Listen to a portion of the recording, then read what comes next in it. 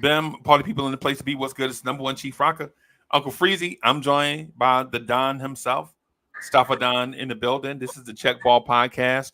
So we're gonna rock a few minutes, talk about a few things. I want to start off though with topic number one. Yes, sir. Topic number one. Let's get Staffa it. Don, Staffa Don, who is the greatest NBA player of all time? Well, let me take you back all the way back to the 80s. And that's when I started watching basketball, right? And then coming up, you know, the era of the Ewings, the Jordans, the Barclays, the Chris Mullins, the Chef Deadlift Shrimp, Matumbo, who else? Kerry Cummins. Oh God, it's so much.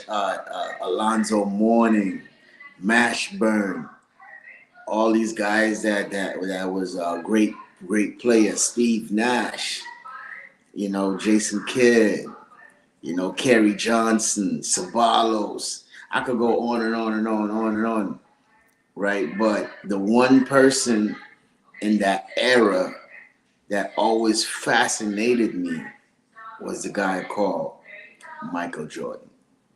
Right. And when I never used to follow college like that at the time, Right. it was just mostly just NBA, so I didn't really care, but at the time when I started watching, I'm a big Knicks fan, and and I'm watching this guy called Jordan, and I'm like, who is he? What I mean? Every time, he's beating my team, but at the time before he got over the hump, he had Detroit to deal with, and Boston, Right. and those guys were killing him. You know what I Right. mean? Before he reached his pinnacle, but he was still dropping 55 in the Garden, in the TD Garden. You know what I mean? And just showing out. That's how we got that name, Air Jordan. Right. And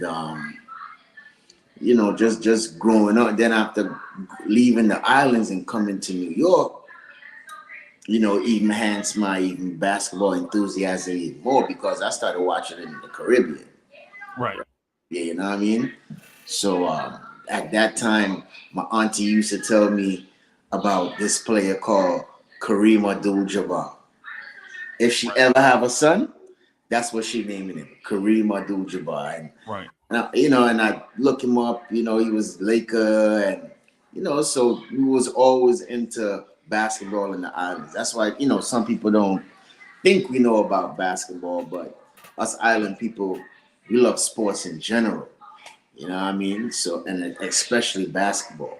You know, so yeah. So just coming to New York and being a Knick fan with the Patrick Ewings, the John Starks, all these guys, because I didn't see Bernard King and all those other guys before. I didn't know about these guys at the time. I think I was still probably young, like real Right. super young, you Right. know. But you know, Jordan, man, always killing my boy Patrick, man. You know what I mean? But you'll get to find out them boys was the best of friends. They Right. look like enemies on on the court. They look like, yeah, they look like You know what I mean? But they were the best of friends on the court, man. But yeah, man. But Michael Jordan, man. You know, I will have to say that he is the greatest of all time, man. I'm gonna say to that. I just wanna and y'all pardon me for looking down or whatever. It's not Now you that. good? The phone, as soon as the phone has not stopped ringing since, or not stopped buzzing since about like 8:30 this morning. right? Legit, it's a Sunday. What's going on a Sunday where everybody, you know what I'm saying? But let me Right. say this. Let me say this though. I'm gonna say this, right? LeBron. I mean, Michael Jordan is not the GOAT, right? I'm just gonna keep it a stack with everybody.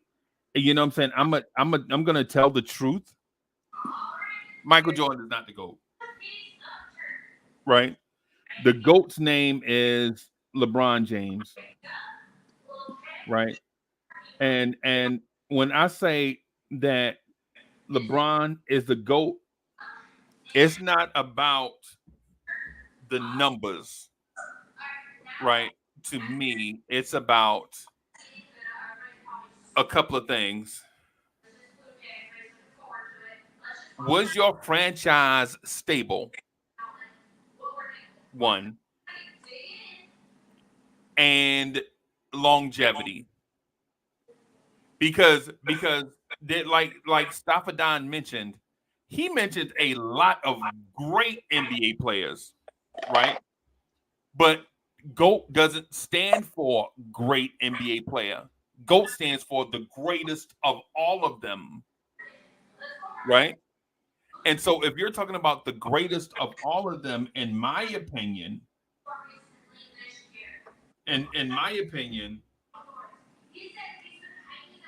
right? Oh shoot, I sent him the wrong thing.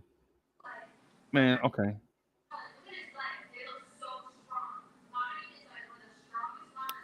In my opinion, if LeBron James had taken 2 breaks in his career, LeBron probably would have done that same stuff Michael Jordan did. Yeah, but Right? Why did Michael Jordan take a break? Uh, one because he needed a mental break, and the other because he retired. But both times he came back. See, he came back. That's one of the things. That's one of the things that people forget, right? That man retired and came back. All right. Out of out of the first 3 championships, did he create a super team? Yes. Who was it? Who was a super team on his roster Um, in the first Mike, 3 championships? Mike, Tony Kukoc, Scottie Pippen, Horace Grant. Also on those teams, you also had Robert Parrish, John Sally, and others. Bill Cartwright. All of those dudes played on not Cartwright, but all the other dudes played on championship teams before. All those dudes played on championship teams before they got to Chicago. They had already won championships, right? I think Stafford went away for a second, but here's my thing. Here's my thing with the goat Here's my thing with the goat conversation. Hey, so you good? Hey, No, all right. I'm here, but I'm getting distracted real quick. Yeah, okay, Give me a okay, second. okay, Go okay. No ahead, though. doubt. I'm listening. No doubt. No doubt. No doubt. So my thing is with the goat conversation. My thing is with the GOAT conversation is this, right? More goes into the GOAT conversation than just putting up points. If we're talking about points, right? If we're, oh man, that such and such scored such and such amount of points and blah, blah, blah. Okay, cool. Right?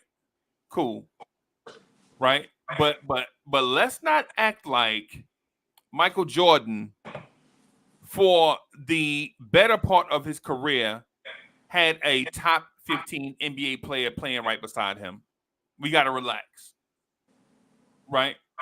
If because and I would liken it to, I would say, compare it to this. What if LeBron James played his prime years next to Kevin Durant?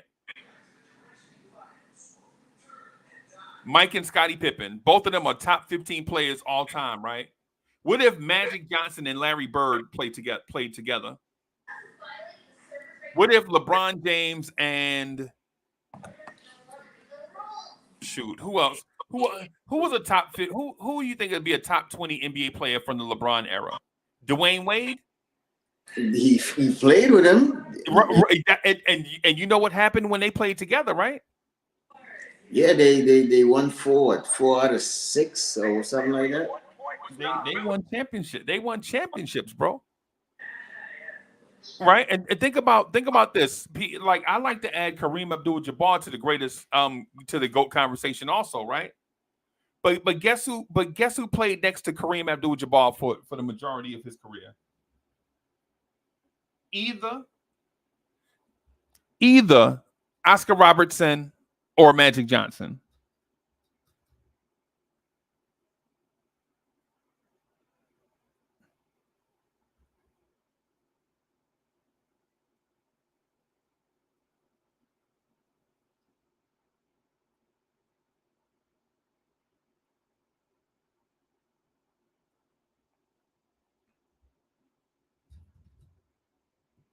Right? and so for the sake of this conversation, when we're talking about the greatest player of all time, right? The Michael Jordan thing, we talk about Michael Jordan, but Michael Jordan may have had the greatest executive of all time and the greatest head coach of all time and a top 15 player next to him. Right? So what I would say in the situation of a is Michael Jordan the GOAT, I would say that Chicago Bulls situation is the GOAT. If that's the case, Phil Jackson, Jerry Krause, Michael Jordan, Scottie Pippen, right? But what if LeBron was coached by Popovich for his entire career? What if LeBron had been coached by Eric Spoelstra, which was impossible because Spoelstra was a young coach when LeBron got there. But what if LeBron James had been coached by? What if LeBron had been in Miami with Dwayne Wade for his entire career? How many championships would they have won? I'm here to tell you, I think Miami may have won 7 or 8 championships. I think LeBron James. Chief is in the building. Chief, what's good, boss? What's going on, Freezy? How you doing? Man, I'm good, man. I'm good. All right. Yo, this is Staffordon. I know you know Staffordon, man. What's up, Hinton? How you doing today? Yep. Yeah, Staffordon from everywhere. Staffordon is a made man in NBA circles. All right. Happy first day of the week to everyone. Hey, man. Thank you. So I'm up here talking blasphemy about LeBron James being better than Michael Jordan or being the GOAT over Michael Jordan. Everybody has their opinion, and I actually think LeBron is the GOAT also. Wow. LeBron is the GOAT, bro. I can't win this conversation at all. But I can't win the conversation on accolades. I can't win the conversation on just his tenacity and everybody that was scared of him. You got players on the record these days talking about nobody's scared of LeBron. You know, he's nothing to fear. But once you know Michael Jordan is coming to town, you gotta fear him. You gotta worry. I'm not scared of Michael Jordan. I'm actually all for the smoke. I would be more the Vernon Maxwell type. What's up? Yeah, but Jordan brought the smoke to everyone. So That's true. I couldn't see nobody that was stopping him. That's true. And the reason Freezy, but to the point too, I don't think he created a super team.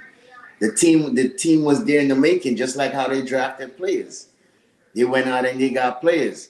Now, if you want to say, I would say his second team was a super team. I was just about to say that when he went in and got Rodman and Derek Harper, and I will give is Derek Harper? Ron Harper. Mm-hmm. I will probably give you that. But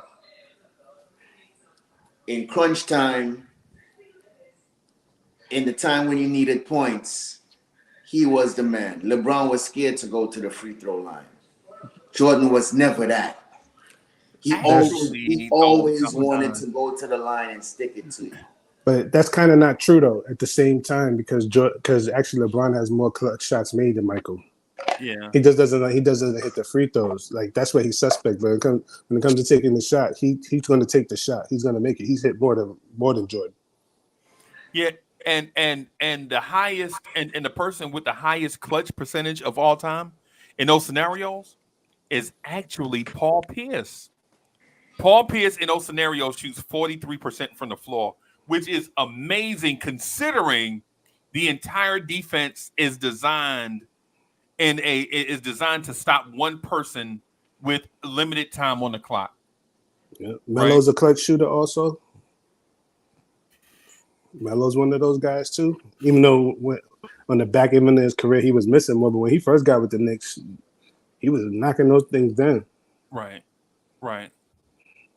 And the reason why I say Mike is not the GOAT, right, is because y'all know how I feel about making the most out of the least, right? Like fishes and loaves, like take 5 fish and feed the army, you know what I'm saying? Whatever. Like the thing with Mike is, for one, he had the greatest head coach of all time in Phil Jackson. And people could say Red Auerbach or Phil Jackson. It depends on how you feel about it. Whichever way you go with it. Look at all the coaches LeBron James has, and it's not even a question. It's not even comparable, right? The other thing too is Jerry Krause may have been the greatest executive of all time. Now, you may debate whether it's Jerry Krause or Jerry West, right? However you feel about it. But when you look back at the executives LeBron James had, it's not even close, right? And then when you talk about Michael Jordan legit having a top 12 player of all time, top 15, top 20, depending on how you feel about Scottie Pippen, he's somewhere between 9 and 22, somewhere in that range, right? And I say top 15 just for the sake of having just a number, right? Depending on how you feel about Scottie, right? LeBron James did not have that one guy next to him for his entire career. Now, and I know what people tell me all the time. Well, it's LeBron James' fault because he kept moving from team to team. No, it's not LeBron's fault because he played 7 consecutive seasons in Cleveland and they never got him that guy. He played his entire first contract and his rookie contract extension with Cleveland. And Cleveland couldn't get him guy, and that's why he left.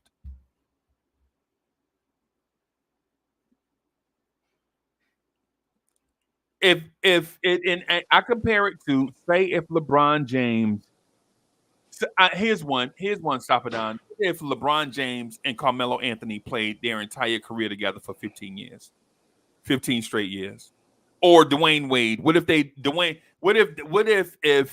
Popovich coached Cleveland, right?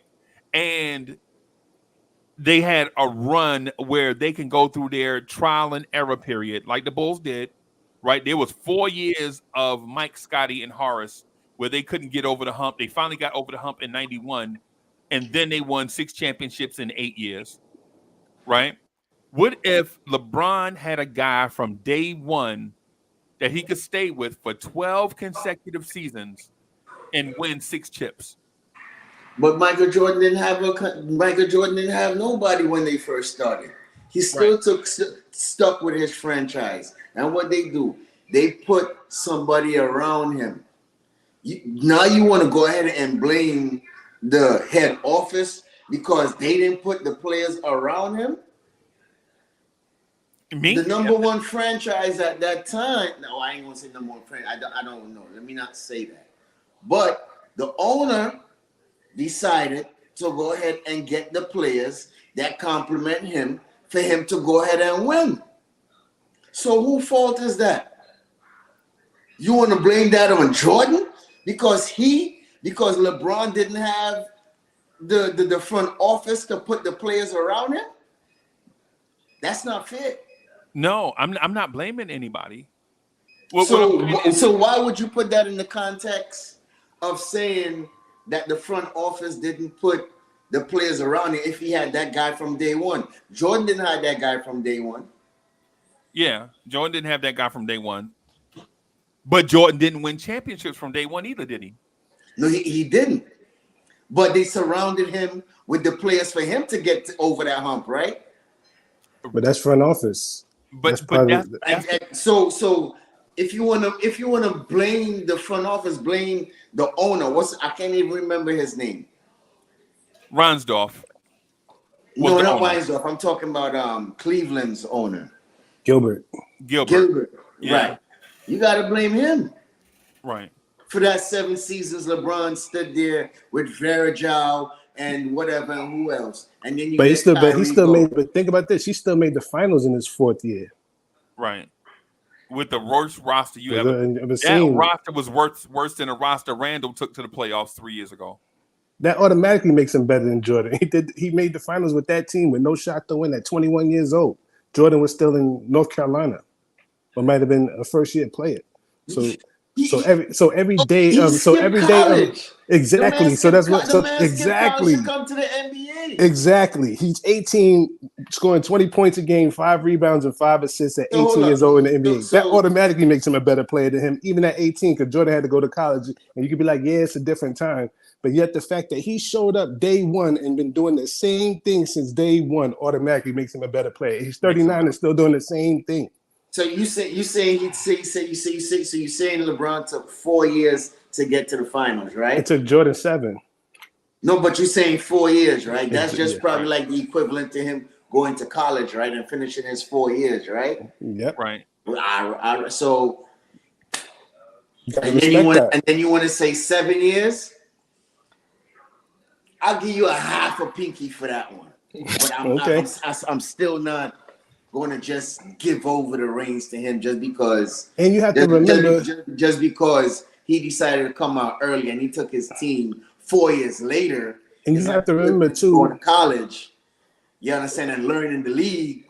Those 4 years. Also, don't forget his 4 years when he went to Miami. He was the best defensive player in the league, and they never gave him Defensive Player of the Year in those 4 years.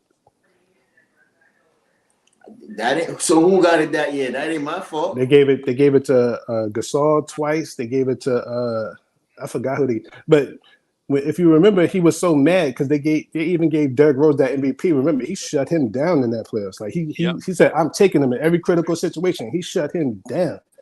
Yeah, I remember that. There's a whole bunch of things that y'all be like. Y'all don't like to give him credit for because he doesn't have all those things, but. He's still a better player than him. And Michael Jordan wasn't even going against the same type of athlete that LeBron James goes against every night. Right. It's 2 different eras. Yeah, that's true. It's 2 different eras. I would say they're not more skilled, but I would say more athletic. Yeah. So slight edge, but I'm still not giving up the GOAT argument to But Stafford, I'm not blaming now. Trust, I'm not blaming Dan Gilbert, and I'm not blaming Kobe Altman and all those dudes that were in the front office. What I'm pointing out is the circumstances are different. That's what I'm saying. What I'm saying is if LeBron James had the ideal situation that Michael Jordan had, LeBron may have 8 championships. Is what I'm saying. What I'm saying is if say for instance, oh boy, here come trouble, Stafford. I didn't know this was gonna happen, bro. Here come AD, man. My bad. Freezy, can I make one more point too? AD might roast me too. I don't know. Think about this. As soon as LeBron stepped in the league, he didn't have another lottery pick. Scottie Pippen is still a lottery pick next to him. Right. So he didn't play with another lottery pick until he basically left. Or I think they got Carlos Boozer free agent, something like that. I remember that. But he never played with another lottery pick. You know, once he got in the league, it was too good. Right. I think that the lottery pick he played with, they finally traded for Anton Jameson. You remember Anton Jameson? Yep.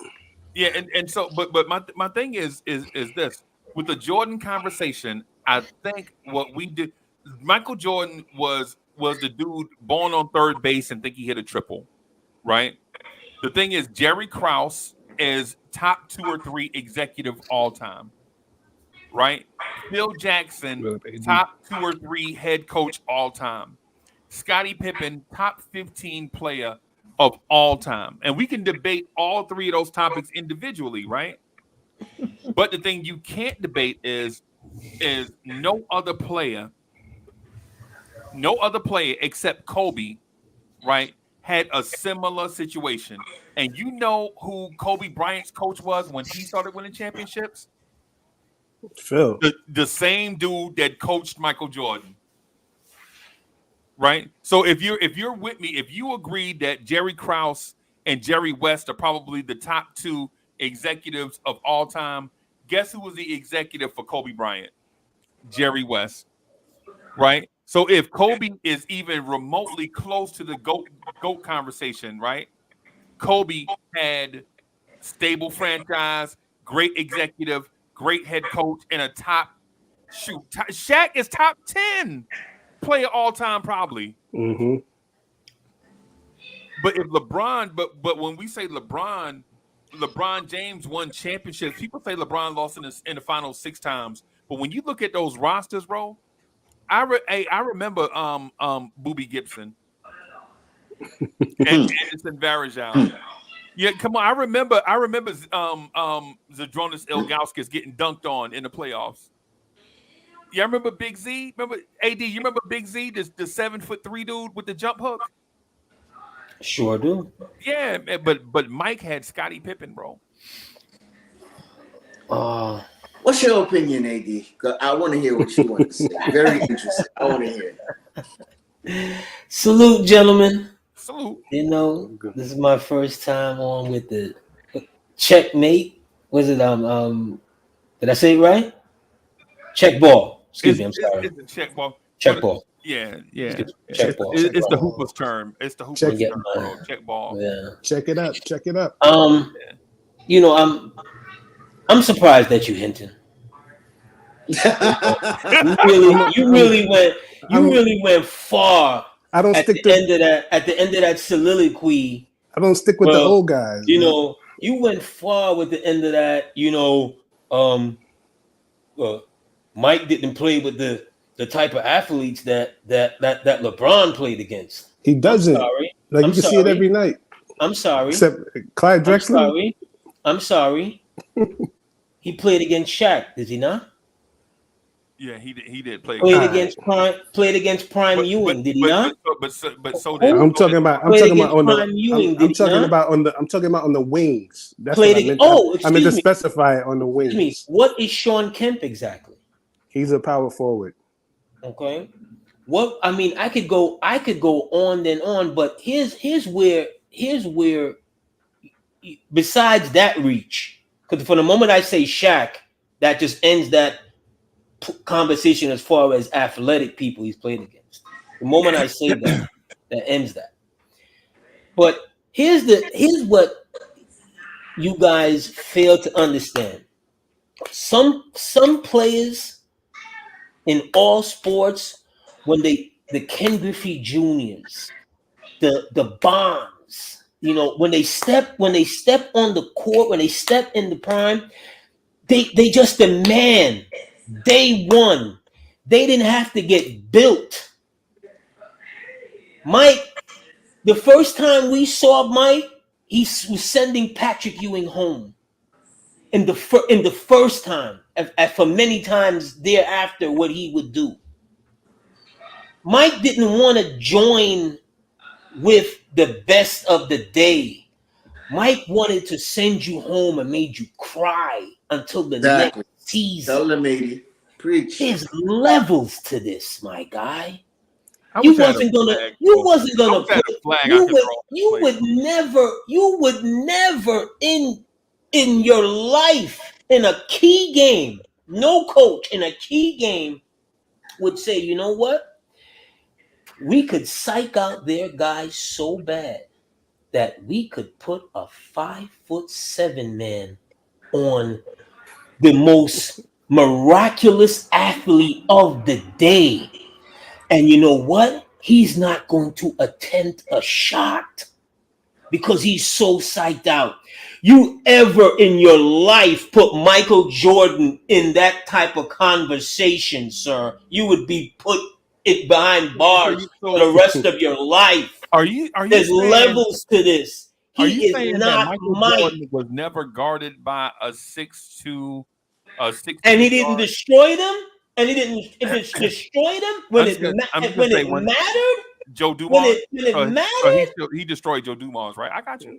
When it mattered, they came up with the Jordan rules. Don't you remember? Detroit did that.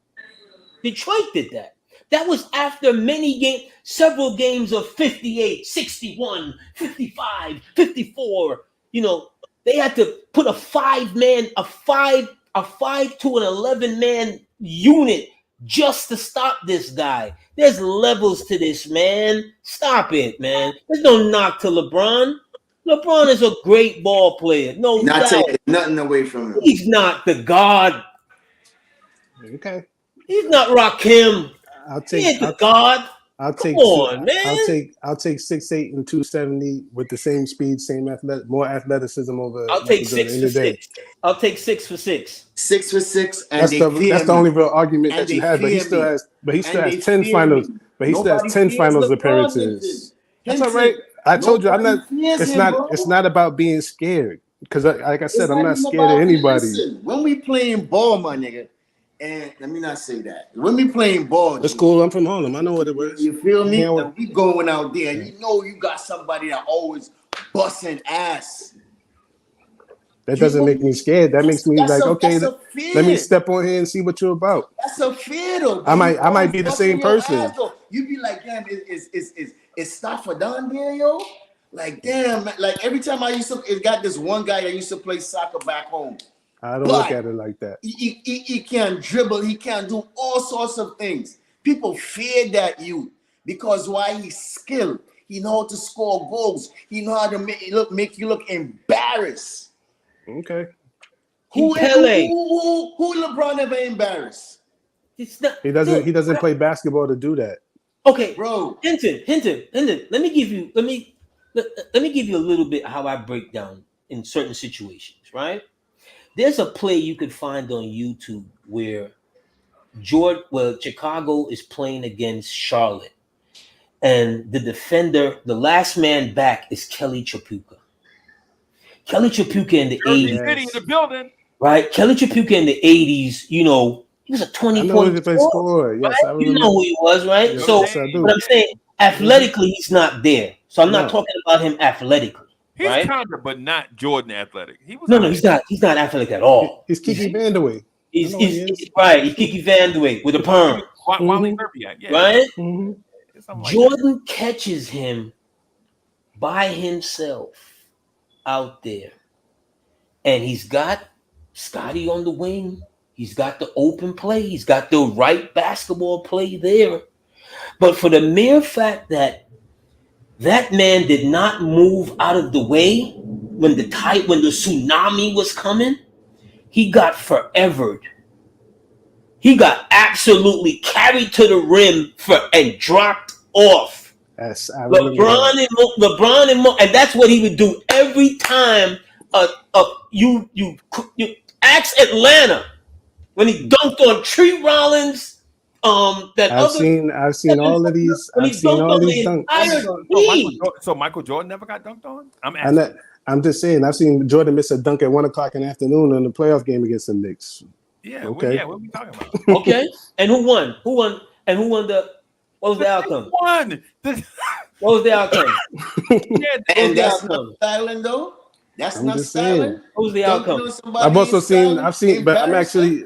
All right, but have you seen LeBron jump over? All right, but you seen LeBron jump at John Lucas in an alley-oop?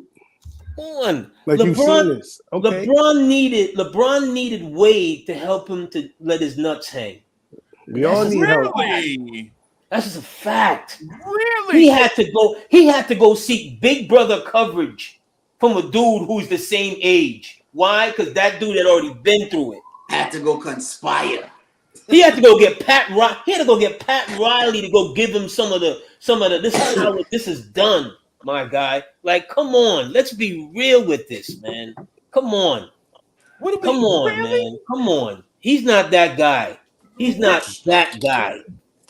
Wait a minute. Are we really saying that LeBron needed to go get help from another player? Yes. I mean, yes. because in my mind, I remember Mike and Scotty openly recruiting Dennis Rodman.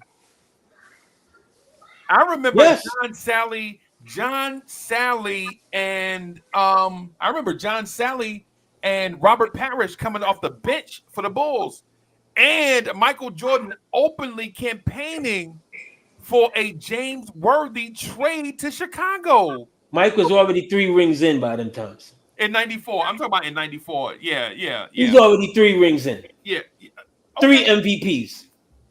What I'm saying to you is this. First of all, let's establish this. I'm not saying Michael Jordan is a top 20 player, right? I'm saying Jordan is a top 3 player all time, easy, easy, right? What I'm saying is of all the thousands of people that have ever played, Michael Jordan is in the top 3 or 4 of those people that have ever played basketball, period, on any level. Playground, high school, college, pros, whatever. Michael Jordan is in that top 3, right? But what I'm saying to you is, when we're talking about the GOAT, it's not as simple as talent, right? And then not only that, you still have to consider Kareem. Yes, which nobody else does. Right. And the reason why I mentioned the LeBron, I got Kareem ahead of LeBron. Me too. Me I got too. Kareem ahead of LeBron. Me too. I'm taking Kobe over LeBron. What are we talking about? Yeah, I'm not doing that. Y'all wilding, bro. Taking Kobe How over are we LeBron. wilding? What are we talking about? Because of the same. It's the same argument I made. LeBron is between 5 and 9, bro. Well, I can't say that because at the same time they was in the league together, LeBron was already a better player than Kobe. Right. At the same time, and he has a winning record against them. Right. And how are we gonna say what Kobe is or could have been when he started his career with a top 5 player in the league? And it didn't stunt his growth. And it didn't stunt. And it didn't stunt. See, I could do the flip side of that. See, because a lot of guys, when you play with Shaq or a top guy like that, it stunts your growth. Like those kind of guys will crush you. Penny Hardaway growth. Penny Hardaway started his career. But remember, it didn't stunt his growth because they had to move. They had to move. Don't forget, they had to move Eddie Jones out of the way and Anthony Peeler and Nick Van Exel for Kobe to really even shine. Because remember, so you got to remember that too. Like he wasn't he was only scoring like 6-7 points a game in his first 2 years. Like you got to remember that, guys. Yeah, and then the other thing too, AD, is when the Naked Gun was coaching at Staffordine, you know the dude that looked like the Naked Gun. What's my man name? Del Harris. Y'all know who I'm talking about. The dude Del Harris. Del Harris. Del Harris, yeah. When Del Harris was coaching the Lakers, bro, Kobe wasn't in nobody conversation of GOAT nothing, right? Kobe didn't get into the GOAT conversation until he got the previous GOAT's coach with the Lakers, and then Kobe was in the conversation. But I never heard anybody calling Kobe the GOAT. Oh yes, they do. All the players today, like Gilbert Arenas, like all those guys, they all call Kobe. Gilbert Arenas? Yes, they all think Kobe's the GOAT. Yeah, they think Kobe the GOAT. With good reason. He more favors LeBron. I never heard him say Kobe. I've heard that out of his mouth. I've heard that out of like 10, 11 guys. Like half these guys in the league. Paul George will tell you that Kobe's the GOAT. Yeah. Like that's what it is. Like all these guys. With good reason. Yeah, I have no problem with that. But me personally, I never heard. I always heard say he was next to Michael. The one is next to Michael. You know what I mean? And so forth. But when we talking about GOAT, GOAT, I will always have Kobe up there, but not the GOAT. No, nah. Kyrie, who I'm looking at right now, Kobe's the GOAT to him. So, bro, I can't even. And to be honest with you, I can't even have Kareem over LeBron for the same reason that I can't have Kobe and Mike. Like legit, Kareem from day one. Think about the point guards Kareem Abdul-Jabbar played with for his career. My man played with Oscar Robertson at the beginning of his career and Magic Johnson at the end of his career. Right? Okay, think about this while we're thinking about things. Kareem probably hit one 3-point shot. But for the years he did not have Oscar Robertson, and or Magic Johnson, you can't even point to successful years from Kareem when he didn't have Oscar Robertson or Magic Johnson. That's not like true. Nobody remember good with Norm. In 1977. That's not true. He was good with Norm. That's not true. He was good with Norm. He was good with Norm Nixon pre Magic Johnson, and Kareem has over 40,000 points and has never hit a 3-point shot. AD, it don't matter whose point guard is. AD, you're telling me that Kareem is in the conversation and he had 3 all-star level, borderline Hall of Fame point guards. But Crazy. LeBron, name a Hall of Fame point guard LeBron played with. Kyrie. Good God! Like, how do we just? He won a championship with Kyrie. Yeah. No. Hold on. Kyrie won the championship for him. Well, he got the block, so he made the defensive play. Kyrie got the shot. How many championships did Magic win for Kareem? But Kareem wasn't in his old age at the time, though. 4. But he's still in the conversation, though, is what I'm saying. If he in the conversation, I'm just using his body of work. His body of work is devastating. Kareem has the best body of work as a basketball player. Yeah. His body work is devastating. We can't talk about it. You're talking about Lou Alcindor stepping on UCLA's court and with the JV team destroying the national champions. Yep. I agree with you. I'm with you. You could have been the point guard, Freezy. Me, I could have been he'd have made me look good. He'd have made you look good. Right. But the thing I'm saying is I'm not saying that these players are bad players. What I'm saying is the infrastructure and everything was put in place for these guys to be the absolute best player that they can possibly be. You hear the nonsense? See, he want to blame the front office. I'm not blaming the guys. Nobody, bro. There is no blame. Well, there's got to be a smoking gun, Freezy. Somebody got to get the blame, Freezy. If you're going to say that, then somebody gets the blame. Not everybody gets blamed. I agree with Freeze on this. Not everybody gets blamed. It's just circumstances that you have circumstances, and you have to look at everything around it. All right. So what was the circumstance? Just explain to me what was the circumstances that Dan Gilbert couldn't put the necessary players around LeBron in 7 years, that he had to go to Miami and do a super team. Bro, they signed Smush Parker to a 3-year deal. You don't even know who Smush Parker is, bro. I know who Smush Parker is. They traded for Larry Hughes. And don't forget, the Celtics have something to do with this too. Hold on now. Larry Hughes was what? Was Larry Hughes not a big time player at that point in time in his career when he went to LeBron? Larry Hughes ain't Scottie Pippen, bro. No, he's not. But you can't. But for his at that point in time in his generation, Larry Hughes, I believe, was a lottery pick. Yeah. What about that other youth too, yo? I think he'd get suspended or something like that, yo. Oh my God, wait a minute. Did he play for USC? What position he play? He was a shooting guard. OJ Mayo? There you go. Nah, didn't OJ Mayo play over there too? No, I don't think OJ Mayo played in Cleveland. I'm sure. No, his best in Memphis. His best dude he had there was when they got God, I love this. When he was playing with what was he playing? Williams from the Magic.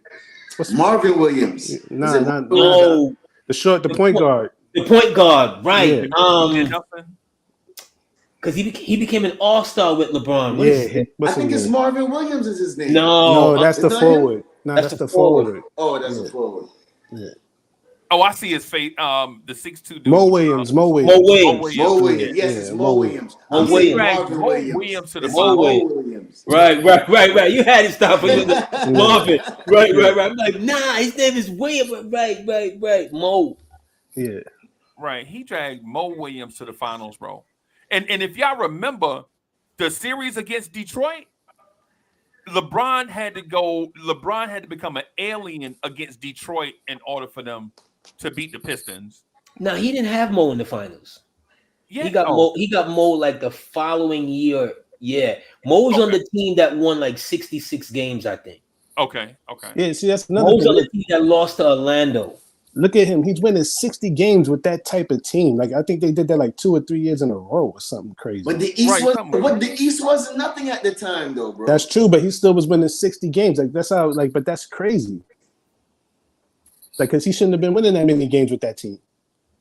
Okay, and then you still want to tell me that he couldn't win a championship? That was a good Cleveland team, though. Hinton. And he couldn't win a ring. No, with Hinton. that Hinton. team. No, we're not gonna. No, Hinton. That was a good. But Cleveland. when you look at the talent, when you look at it talent for talent, no, not really. When you look at but that with Not him. really. Remember his talent. That's yes. LeBron can bring up the whole team, and that's why we're talking about him as the GOAT. Right, but for that era, I'm just talking about for that era with that team. Right, that team had good ball players, not great ball, not on his level, not on his level. Yo, thank you, I'm not Freezy. saying that, but not on his level. You think Duncan? He did not win 66. He did not win 66 games by himself. No, but he basically was. That team had a dude named Ira Newbill. Yes, they had a good team. That's not a good. Nah, if you remember, they were touting that team. If you remember at the All-Star game that year, anybody who has sense know that team was trash. No, that team was the Boobie Gibson team, the team that actually went to the finals. That team was not better than the Mo Williams team. No, that's not fair. That's not fair. That's not fair. That's not fair because look at their regular season records. Yo, I got a question. Is Mo Williams starting on that 91, 92, 93 Bulls? Is he starting on the 96 Bulls? No way. Come on, man. Oh, he's better than Paxton and Kerr. He's better than Paxton. He's the same player. He's better than Paxton and Kerr. He's the same player. Okay, so fine. So he's starting then. Nah. If he's the same player, then he's starting. Paxton, what's his name, man? Man, listen. That team started. If he's the same player, then he started. Yo, man, come on, man. That team won 60. What he won? 66 games, 65 games. He did not win that. No, that team that went that by himself. No, that team that went to the finals was 50-32. No, that team was trash. Yeah, but that team went to the finals. Yes, because he had a hell of a third quarter in Game 7 against. I think that was Game 5. Game 5 against a superior team. You can't take it away. You can't take it away from him. Yeah, but if we're gonna talk about moments and sending home the best players, your peers of your generation, he hasn't got nothing but bodies. He got nothing but cemetery. He got nothing but a cemetery. I give him that respect, but you're still not gonna change my mind about watching basketball and him being. I'm not trying to change your mind, Hinton. I'm just trying to educate you, brother. I ain't trying to change your mind. I don't forget those times. Like I don't forget. Right. I don't forget nothing you said. You've forgotten those times, Hinton. Hey, Staffadan. Here's the thing I want to mention, right? Just real quick, right? Here's the thing from 96, 97, 98, right? 96, 97, 98. Just bear with me on it. 96, 97, 98. I'm listening. If there was a wing defender, a wing scorer in the league, Mike didn't even have to guard him. You know why? Because he could put Dennis Rodman, who is one of the greatest defenders of all time, on them, or guard them with Scottie Pippen. And remember Grant Hill in them Piston teams, even though he was tearing them balls up, they couldn't even stop Grant Hill. You're not. Hinton, I was just about to remind you that Grant. You said something about forwards. I'm like, he played against Grant Hill, but he couldn't do nothing with him. What about Mashburn, bro? Oh, absolutely, dude. I'll give you that. I'll give you that. But who could do anything with Grant Hill at that time? Nobody. Because you know why? Because he was the first. Because actually, he's LeBron before LeBron. Right. When you think about it. Right. And the point that I wanted to make, man, is if you take a guy like the reason why I didn't bring up Steph Curry's name in the GOAT conversation, even though I think Steph Curry could be in the periphery, like adjacent to the GOAT conversation, is because Steph Curry is also the benefactor of a great organization, a great executive, a great all-time coach, and also a top 50 all-time player. I think they might have 2 top 75 players on that roster that played with Steph Curry during his prime. Right? Well, crazy. You know why? You know why you're gonna say that? Because of this generation right now. And then don't forget Steph is gonna call him to go. And then don't forget their you gotta understand strength in numbers. Watching basketball for over 4 decades or even more. So we seen all the GOATs that we could see. But in this 4 right here, it's down the middle because 2 say Jordan and the other 2 say LeBron. But if you're talking about Steph Curry, you will have to bring in somebody that's in this era that's been watching that never even seen them play. But LeBron is only 4 years older than Steph, bro. That's true. But I would agree with you with the LeBron thing, but at the same time, I still say Kareem is the best basketball player to ever play because of his resume. But in terms of NBA, it's LeBron for me. It's LeBron for me, bro. It's LeBron for me because how often y'all giving out longevity? Y'all giving out longevity trophies. Y'all are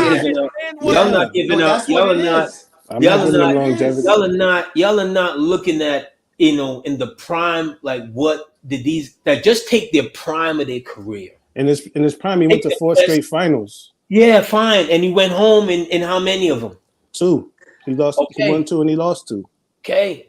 And again. Actually, that's a lie because he went to 8 straight. I'm lying. Yeah, he went to 8 straight finals. Yeah. Okay. And if Jordan doesn't play baseball, does he go to 8 straight? No. Does he go to 10 straight? No. They were the best team in the East. They were the best team in the East. I don't believe that because the way he was living in his lifestyle and the way this thing works, and you can see it even with the Golden State Warriors. You run out of gas. Like think about it. The Warriors just ran out of gas. You know, even though they had KD, they were gone for 2 years. They just got back and just won another one. You run out of gas. Like we've seen this. The Celtics ran out of gas. The Lakers ran out of gas. The Pistons ran out of gas. The Bulls would have ran out of gas. Hold on a second. Yourself, bro. Hold on a second. Remember this. Yourself. That's what the Remember this, Hinton. Okay. They brought in Kukoc. Kukoc is not on the first. No, he's on the second tier. He's on the second tier. But what you're saying is that they would have won 10 straight. And I'm telling you, they would have ran out of gas. But you're talking about they wouldn't have needed to run out of gas because they kept retooling. They were retooling on the fly. But they were retooling, not even on the fly. The guys I mentioned, they got 2-tier teams. If he doesn't go away in 94, they're better than the Knicks. But remember, they still lost to Orlando with Shaq in them when he had to retool. That's what I'm trying to tell you. He wasn't retooled. Yes, it was. But exactly, that's what I'm trying to. No, I'm telling you. 45 just came out of baseball. Yes, they had no power and no power. That's what I'm saying. That's what I'm saying. They needed to retool, and with that Shaq team, they would not. They had to. Like they would have ran out of gas. They would have ran into somebody that would have beat them, and Orlando would have beat them. If the organization knew he was coming, if the organization they didn't go out and sign Tony Kukoc. See, that's what I'm saying. We got to give the executives some credit. Absolutely. They didn't go out and sign Kukoc. They drafted. Yeah, Kukoc was dead. Stashed him overseas until the team was ready to win a chip, and then brought him over. That's what they did. We got to give Jerry Krause some credit, bro. Mm-hmm. Absolutely. Can we give it all the time? Can we give Jerry Krause credit for trading Olden Polynice for Scottie Pippen? Absolutely. Which was a Knicks pick? Yeah. Absolutely. Can we give Jordan and the team some flack about disrespecting the man's widow at a ceremony. Yeah, that's foul. Yeah, Very foul. But that's who we celebrating right now. We calling him the GOAT, and that man didn't even show up to celebrate the championship legacy. Well, one thing don't got nothing to do with the other. Yeah, they absolutely, bro. They absolutely all go together because that's the type of person he's always been. The type of player he's always been. This man didn't change stripes, bro. I just saw the Chameleonaire interview the other day where he walked up. The man was at Michael Jordan the auction, spending money at his auction, and Mike said, "Get the F out my face, N-word. I don't take no damn pictures." That's right. And the man was buying stuff at his auction. That's right. And you got the Nori story, and the Nori story about him going to Jordan's party. That's right. There's levels to this. Mm-hmm.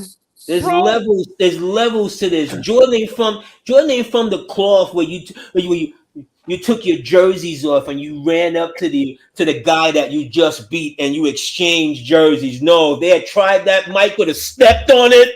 He kicked it out the arena.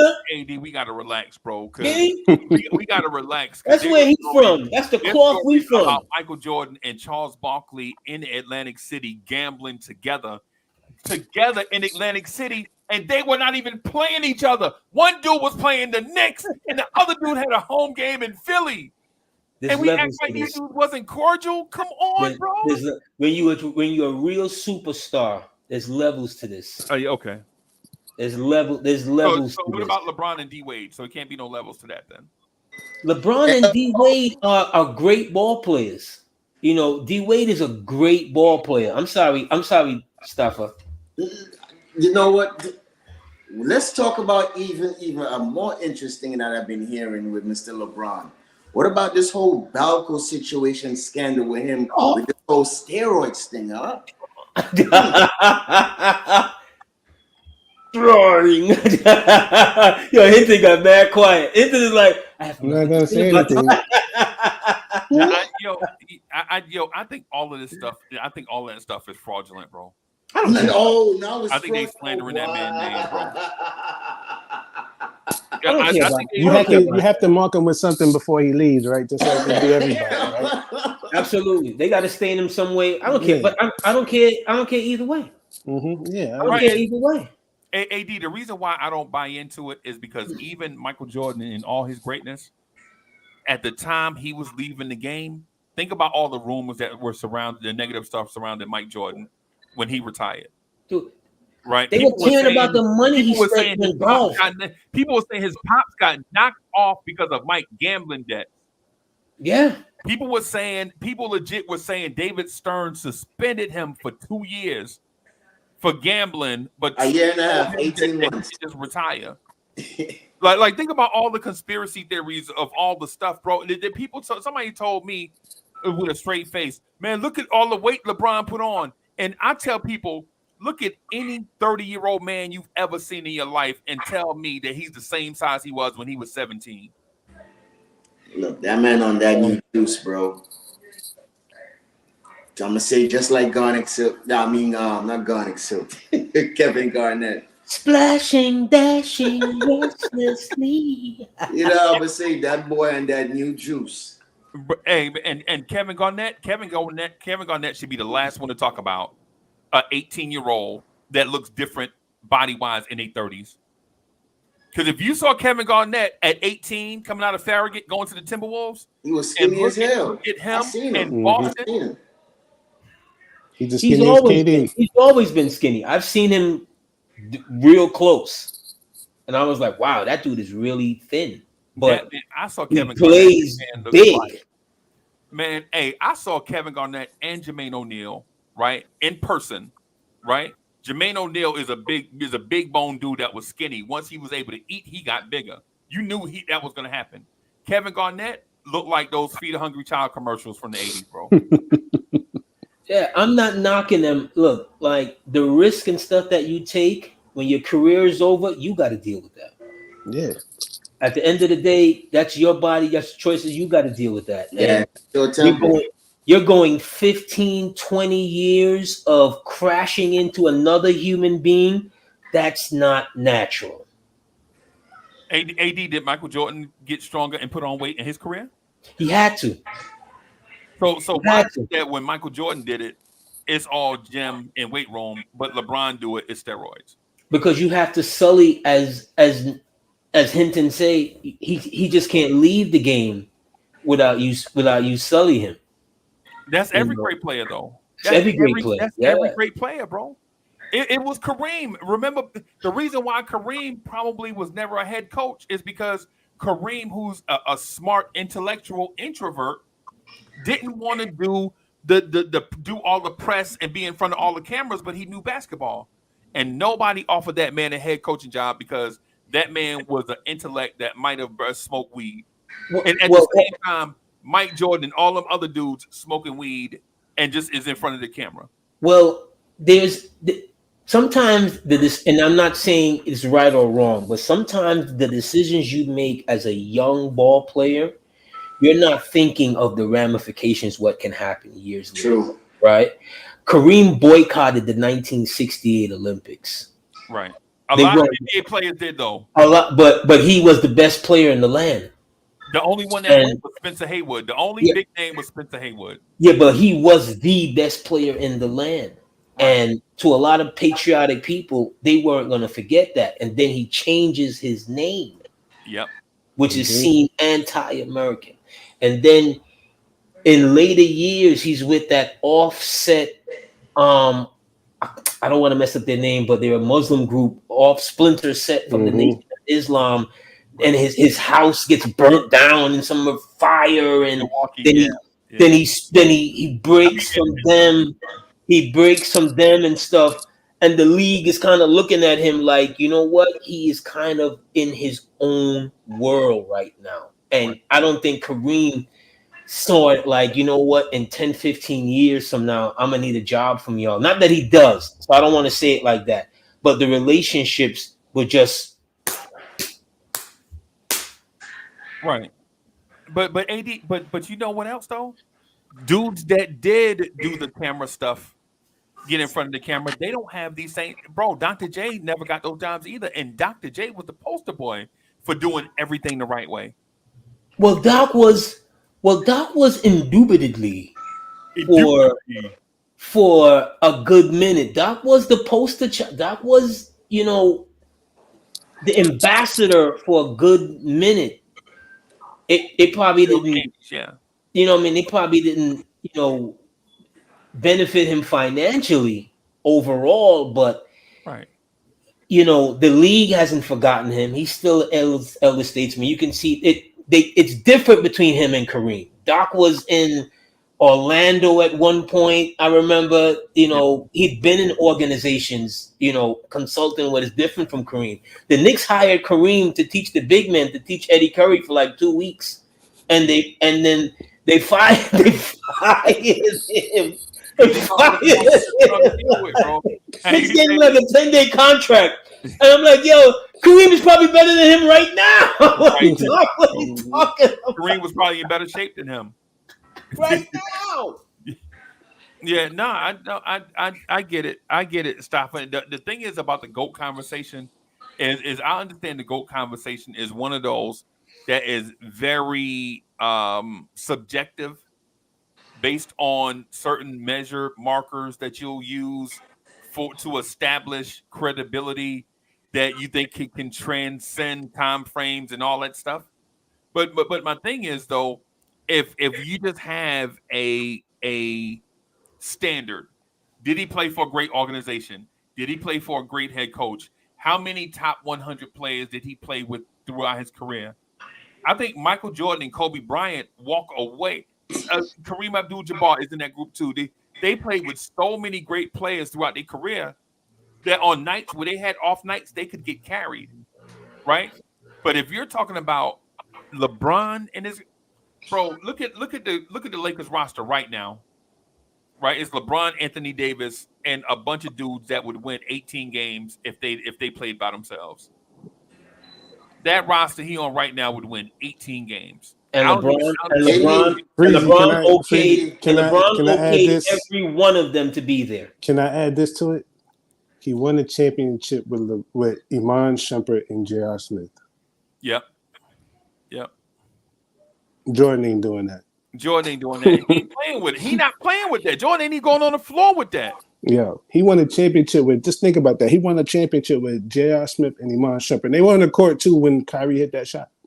Yep.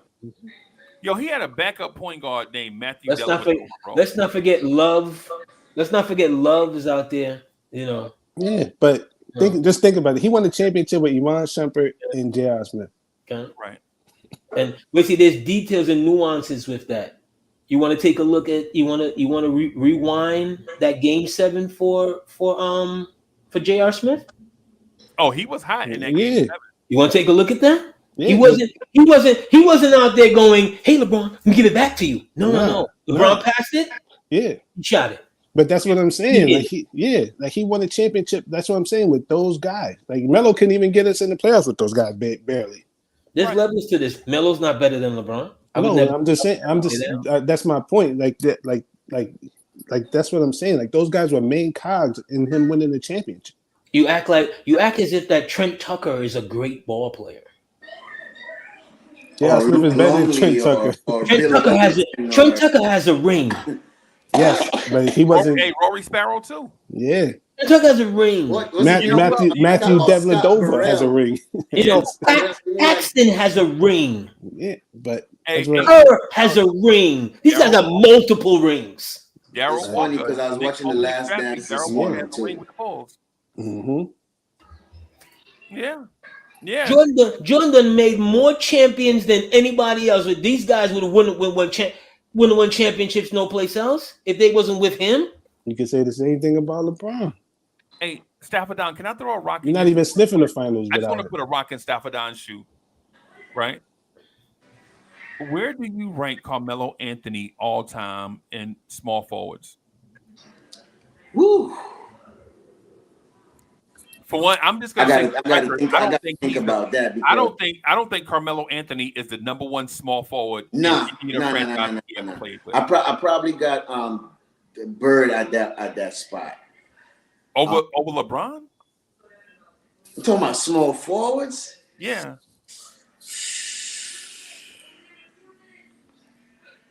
And here's the thing. No, because Carmelo played for OKC, right? Here's the thing about that one there, right? Yeah, that one there tricky, right? Bird is a way better way better shooter than LeBron. Way better. You know, he got 3 rings too, you know, and he loved to talk a lot of trash. You know, and then he was deadly, right? Who was that? I say he was deadly. No, who the dude with the 3 rings? I didn't hear it. Bird. Oh, Bird. Okay. Bird, right? LeBron now, just a killer instinct, you know what I mean? Better athletic, better rebounder. I'll probably have to give it to LeBron at number 1. I'll give it to LeBron at small forward at number 1. Number one. I'll give it to him number 1. All right, so I gotta put. I think I'm gonna make y'all mad when I say this, but I don't think Carmelo Anthony has ever been the best small forward of all time of any franchise he ever played with, right? Because he played with Denver, right? He played with Denver, and one could say the greatest small forward to ever play for the Denver Nuggets is Alex English. He played for the Knicks. One could say the greatest small forward to ever play for the Knicks is Bernard King. He played for Oklahoma City. One could say the greatest small forward in the history of the Seattle/Oklahoma City Thunder is Kevin Durant. He was traded to Atlanta, and one could say the greatest small forward in Atlanta Hawks history is Dominique Wilkins. And he also played for the Lakers, right? He played for the Lakers, and one could say the greatest small forward in the history of the LA Lakers could be any number of guys, right? Any number of guys, but we'll just say LeBron. Oh, but you know what? He played for Portland for 2 years too, right? Yeah. Yes, Houston. He might be the greatest small forward to ever put on a Portland jersey because I can't remember a Portland guy. But not Drexler didn't play small forward. No. Nah, it would be Jerome Kersey or somebody like that. Vandeweghe was there for. Their best small forward would be probably Brandon Roy, but I think you might put him at shooting guard first. Yeah. Brandon Roy. Yeah, boy, that boy was dangerous, man. His knees messed him up. And no shade on Melo, but is Melo the greatest small forward in Denver Nuggets history? Or Knicks history? Yeah. In two or three of the spots. And to be honest with you, in a lot of those spots you could easily take Melo. Right? Because his definitely. Yeah, you could take him over Bernard. You ain't gonna cry about it. You're not gonna cry about it because here's what you have there. You got out of all of those guys, Melo is the classic tweener. He's not a real 3. He's not a real 4, but in matchups against 4s, slow 4s, it's a nightmare. Small 3s, it's a nightmare because he is very physical. Out of all of those guys, Melo is the most physical out of all of them. Yeah, he should have won Rookie of the Year too. They robbed him of that. The most physical. Yeah. And especially with the Knicks, I would have to go with him. I love BK. I can't take him over Bernard King. I love BK. You know, BK's memories are etched in my brain forever. But I can't take him over. I could take him over, but because Melo has games that are etched in my brain forever, especially in the playoffs. And I hate to say this, he might be behind Randall now too, as the best number 30 on this team. And I hate to say it. I hate to say it. Like Randall's getting. Randall have to have a moment first. I know, but in terms, I know he hasn't had that moment yet. But as a number 30 on this team, like he's still got 2 All NBAs and 2 All. Like he's played, like he's been consistent the last 3 years. Like it's getting up there. Bernard didn't. Y'all act like Bernard was here for 10 years. He wasn't here that long. Nah, Bernard King played 208 games as a Knick. Yeah, like y'all got to start. He played less games than Frank Ntilikina played as a Knick. That's what. Like, I get that. I get the impact of that man, but in terms of being a Knick, like we gotta have to start giving Randall some more respect around here for real. We talk and I'm not even a Randall guy. I'm just looking at Here's how the conversation is it just doesn't make any sense because about an hour ago we were talking about the guys that you have and the players and why one guy is great because he had other guy. You want to take a look at 1984. I know. The playoff games against the Pistons. I know. Like I know. You can't be. Come on now.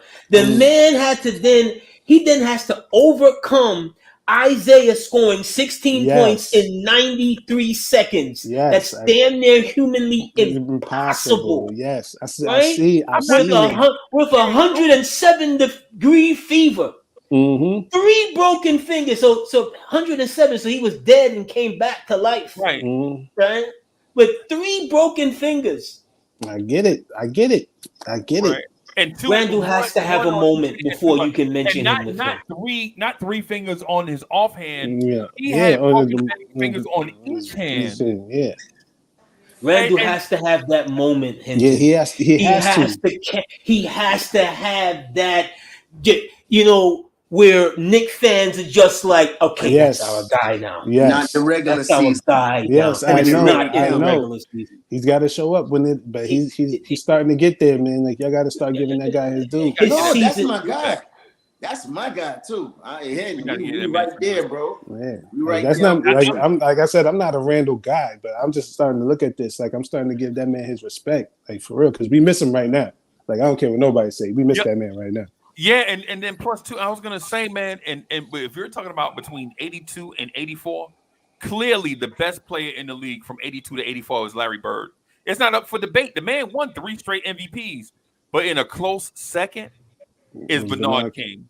Bernard King. Listen, Bernard King with the Knicks. Revisionist history for all y'all Lakers fans that thought it was Magic or Dr. J or Kareem.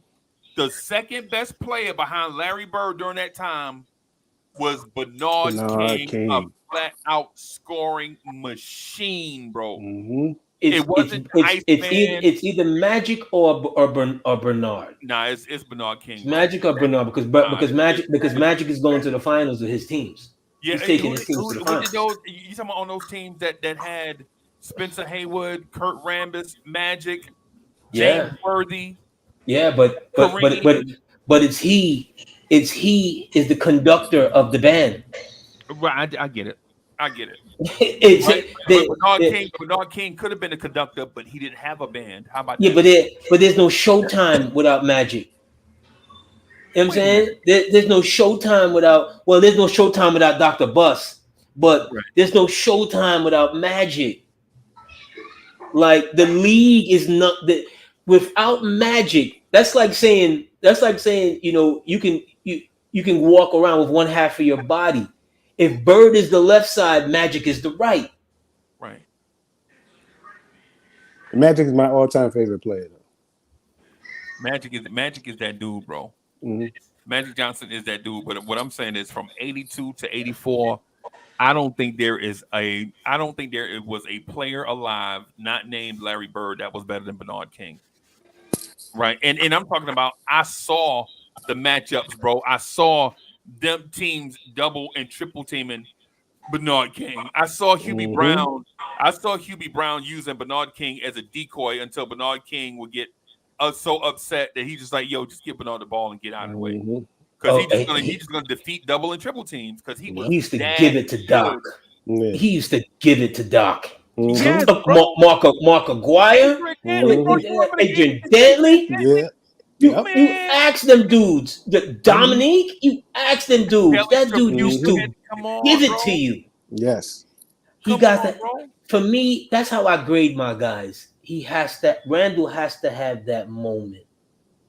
He got to have that undeniable moment. Yeah, he does. The moment is though, like what is the moment? A moment type thing that you're talking about? The moment is what Brunson did in Game 6 last year. Okay. Or better. Okay. Because when I say that, or the better is, we win. Mm-hmm. Right.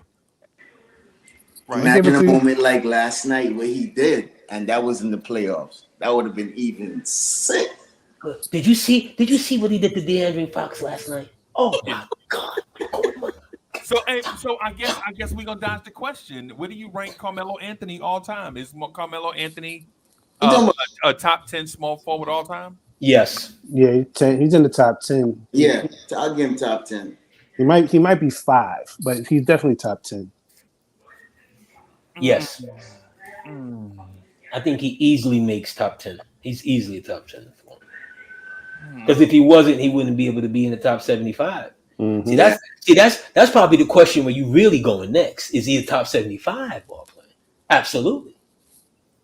Mm-hmm. Oh yeah. I put Melo in this strange category of scoring machines that do everything other people do.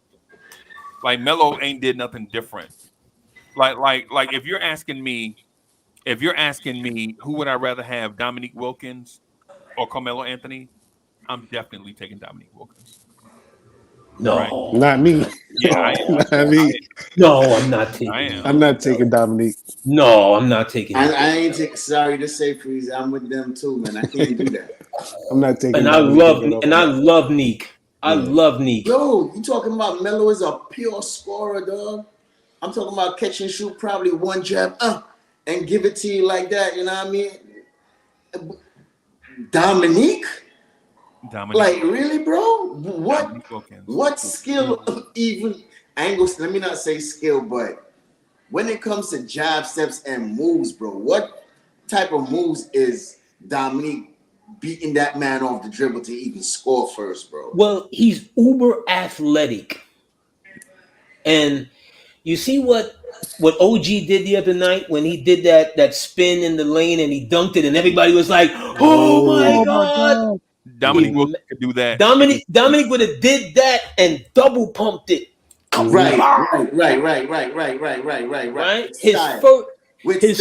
His first step is fire off that wing. you have to like stop his forward thrust, because if you don't, it's gonna be. I saw that man double pump dunk on Larry Bird, and it was like Larry no, Larry no. Yeah. Yo, the dunk against the Knicks. I think it was like 86. The dunk against the Knicks. It just you just like, hey man, y'all just take y'all jerseys off and go home. But but think about that. He dunked on Larry Bird, but see, Larry Bird was put 60 on him. Yeah, like he had this. Like you understand? And he did. Yeah. So that's why. Like I never know. Melo was never gonna let you get 60, and he's not gonna get at least 50 back. And Melo, in this age of scoring, Melo never averaged 30 points a game. No. Well, 29 point, but he wasn't in this. But he's not. Prime Melo was not in today's game. Prime Melo is 2010, right? About 2010. No, 2013. I think 2013. I think 2013. That Jason Kidd Melo. Well, that's the best. That's the best Melo. Was the best Melo. Yeah, that's the best Melo you can get. That's get. 28 points a game. Dominique Wilkins did that 5 times. Yes. Yeah, that's a fact. Yes. But I'm still taking Melo though. Okay. So because I know, because you know why? Because the one thing I know about Melo, when we just think about the playoff games that Melo had, when he would really, or just the games when Melo would really come out and play, he gonna get you 30 and 14 rebounds, and he gonna get you 4 assists. Like he gonna go out there and get them boards. Like he gonna get you 14 rebounds, and I remember that about Melo. Yeah. He would average 6 or 7, but in the game where he was not playing and they wanted to win, you gonna double the rebounds, and Melo gonna get them boards. Like Melo was when Melo showed up, he's showing up. He's not like Randall. He's like not. But no. It's different. No, it's different. No. Yeah. I say by trying to tell you, Feezy, if you see, Knicks fans, we don't see things and remember things in proper chronological order, right? When Melo moves heaven and earth to get here, right? And then Amari gets hurt down the stretch. Amari only played in 3/4 of one season that was acceptable. Amari's hurt. Melo's March and April. If you take a look at Melo's March and April in his first 3 years here as a Knick, they're off the charts. Yeah, Melo was something different when he was playing. He dragged the Knicks to the playoffs that first year. That's what I'm talking about. When I say I'm like, that's what I'm talking about. And then he made sure they won a game against Miami. Remember that. And just remember, even in that Pacers series, that's the series that he hurt that year. He hurt his shoulder, like Randall hurt his shoulder. He still was playing those games. I didn't want to mention that. Yeah, I didn't want to mention that. Even though I just said my point about Randall, but Melo hurt his shoulder. He showed up and he was playing those games. Like I don't forget that about Melo. Like Melo, like for real. The stitches over the eye during a game against Memphis. Mm-hmm. You remember that? Against Memphis, he had to go get 8 stitches over the lid of his eye. He comes back into the game and finishes Memphis off. There's levels to this. I'm sorry. I like Julius Randle. I'm not a Randle. I've never been a Randle supporter in that way because I'm still bitter by Atlanta, right? Mm-hmm. And some people would say you got to get over it, right? You got to get over that, bro. Okay, I'll take that. But in doing so, I'm waiting for him to replace that memory. How about that? Is that fair? That's fair. That's fair.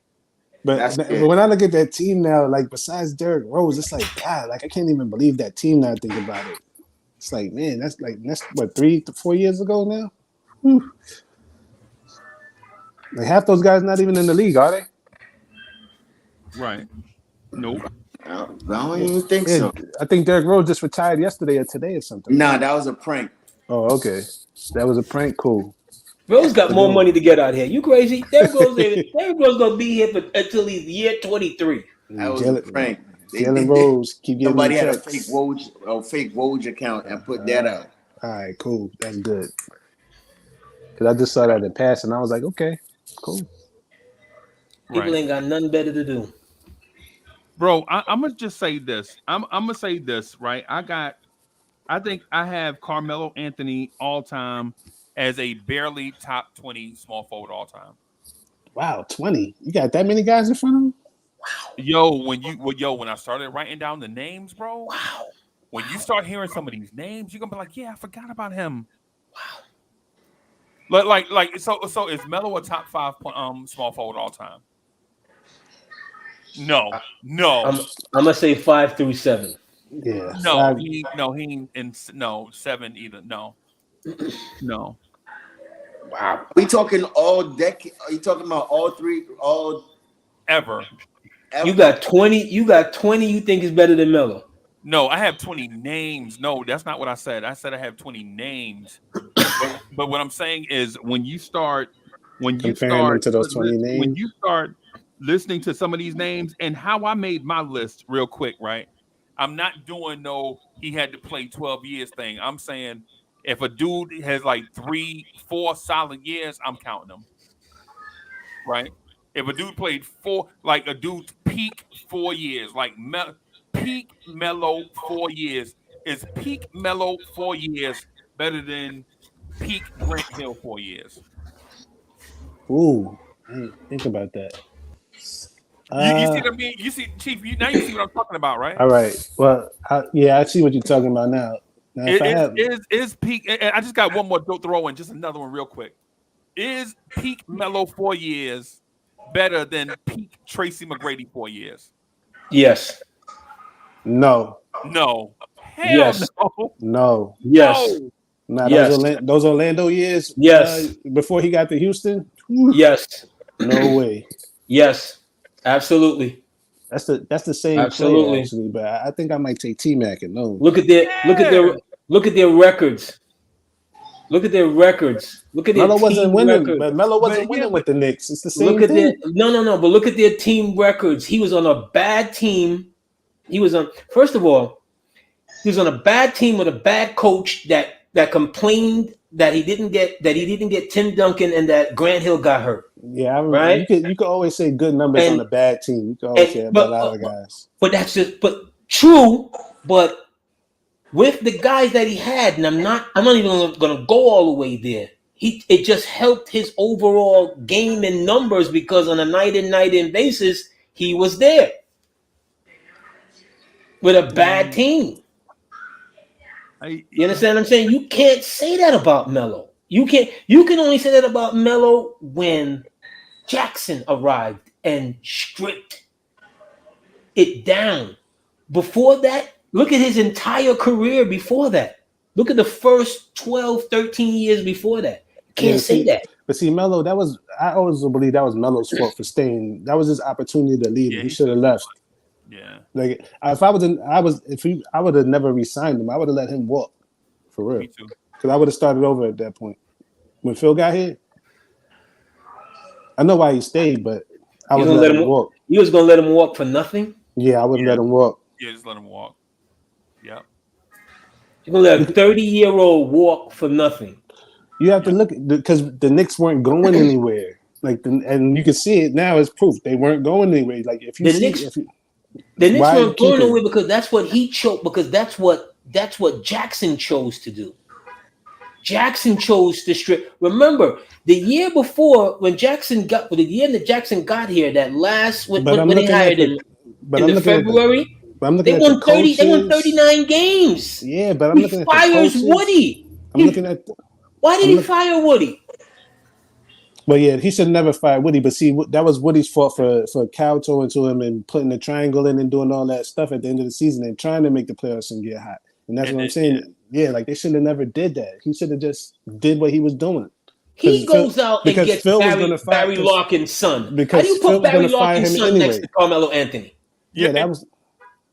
The funny thing is, Phil Jackson said, "Yo, we need a prototype player. We like 6'6" guards with big hands." And then go out and get Shane Larkin. Mm-hmm. Go get Shane Larkin. That's like parking a Pinto next to a Phantom. Right. But here's the thing, AD. Here's the thing. Carmelo Anthony may not be a top 20 small forward of all time, right? And I know y'all agree with me, right? Yeah, we love Melo, but Melo may or may not be. he's somewhere in the top 25, and we all gonna put him in certain orders, right? But if you ask me, I'm gonna name four small forwards off the radar that we probably won't think about. And then when I ask you if they're better than Carmelo, I think there'll be some time to think, right? Is Carmelo Anthony better than Dr. J? You don't have to answer. Is Carmelo Anthony better than Kawhi Leonard? You don't have to answer that. Is Carmelo Anthony better than Paul George? Yes. We don't Easy. we don't have to That's answer that. easy. Is he That's better easy. than Tracy McGrady and Grant Hill? Right? He's better Yes. than Paul George, but see, I also know Freezy how you trying to skill with that peak, So Grant now don't have enough peak. but he don't have peak. enough. Yeah, like if you talking Pistons, I'm Grant, talking about their prime years. I'm talking about whatever their Grant prime only years has 2 prime years. 3. Yeah, Grant didn't play in his prime. Remember those Orlando years? He was Yeah. done. Like No, it wasn't that fit. man played- Even in that man Phoenix, played even in 6 Phoenix. seasons before- No, played he was 6 washed seasons by those before he got years. to Orlando. Bro, he played 6 seasons before he got to Orlando, bro. He was Yes, drafted in and 94. in 3 of those years he was hurt. No, he was not. He was healthy. Or a year and a half of that he was hurt. No, he was not. Because Orlando signed him coming off of surgery. That year that Orlando signed him, that summer, he was coming off of surgery. He was still rehabbing. AD, that man was drafted in 94. What you're talking about happened in 2000. No, he's hurt Yeah. long before then. He's hurt long before then. He's hurt before then. Okay, I got it. Okay. He's hurt before then. If I'm wrong, I'll admit it. I'm going to pull up the numbers. I need to see it. He's hurt before then. Yeah, my memory must be. Let me see. No, he's hurt before then. I know that he was signed to Orlando injured. What year I can't remember, but I do know that. He signed with them. I remember he signed with them. He was injured. But remember, he has because he hurt his foot against the Hawks, right, in the first round of the playoffs. Yeah, he had 15 different versions of lower body injuries. Hey, stop it down. This is how our memory do us, right? So here's Grant Hill's numbers, right? Games played 70, 80, 80, 81, 50 in the lockout season, and 74. The year that I'm talking about in Orlando was 2000. The only reason why Grant Hill only played 50 games in a season is because everybody played 50 games that year. That year. Mm-hmm. Right? And Grant Hill was not injured, AD, until he got to Orlando, bro. You sure? Why am I remembering him injured as he gets to Orlando? Yeah. He was. But he got hurt. But hurt in the playoffs. He got hurt in the playoffs as a Piston. Right. I remember him hurt going into Orlando. Right. But AD, what I'm telling you is he got hurt that season and he played through it. He got hurt. He played through it because he remembers saying that the last time he played Michael Jordan healthy, he gave Mike and Scotty the business. But the next time he played them, he was hurt. And they were laughing at him because it was after he was the number 1 vote getter in the All-Star game. And they were like, yo, how do you have this young guy coming in getting all the votes? And this is Mike and Scotty. Mike and Scotty is still here. But the thing is this, Stafford, just real quick. I love Carmelo Anthony, right? I love Carmelo Anthony. He's one of my favorite players, but I think we tend to overrate him in a sense because he was a Knick. If we had watched his entire career from a distance, I don't think we overrate him like that. No, that's not fair. That's not true. Remember, he had good Denver teams, solid Denver teams. Yeah. Right? He plays with Andre Miller before Chauncey Billups is his best point guard. Okay. But look at the West at that time. Okay. Look at the minefield that he has to go through as his arrival. Who are the 3 great teams in the West? San Antonio. Yeah, Duncan. Lakers, Dallas. And Utah Jazz. Utah. Yeah, Utah Jazz. Yeah. But Dallas is on the rise right there. Right. He's going through a minefield, and if you can even sprinkle in Golden State that one year. Right. Sacramento Kings were great. Sacramento was still Phoenix was still great. Yeah, during Phoenix that time. was dead. Nash is 2-time MVP. Right. Yep. Right. And But that's why I say he should have been Rookie of the Year. Yeah, he should have been. Yeah. He should have been. But if you asking me, am I gonna take a prime Carmelo Anthony over a prime Grant Hill? I say no. I just can't. And that's fine. It can't. Will That's I take fine. a prime Carmelo over a prime Kawhi Leonard? I can't, bro, because of all the other things Carmelo Anthony, that Kawhi Leonard does on the floor. I agree with you on those two. I just can't, bro. And do he would take a prime Melo over a prime Tracy McGrady? Yes. Kobe himself said yes was better than him. Yes. Because Tracy McGrady.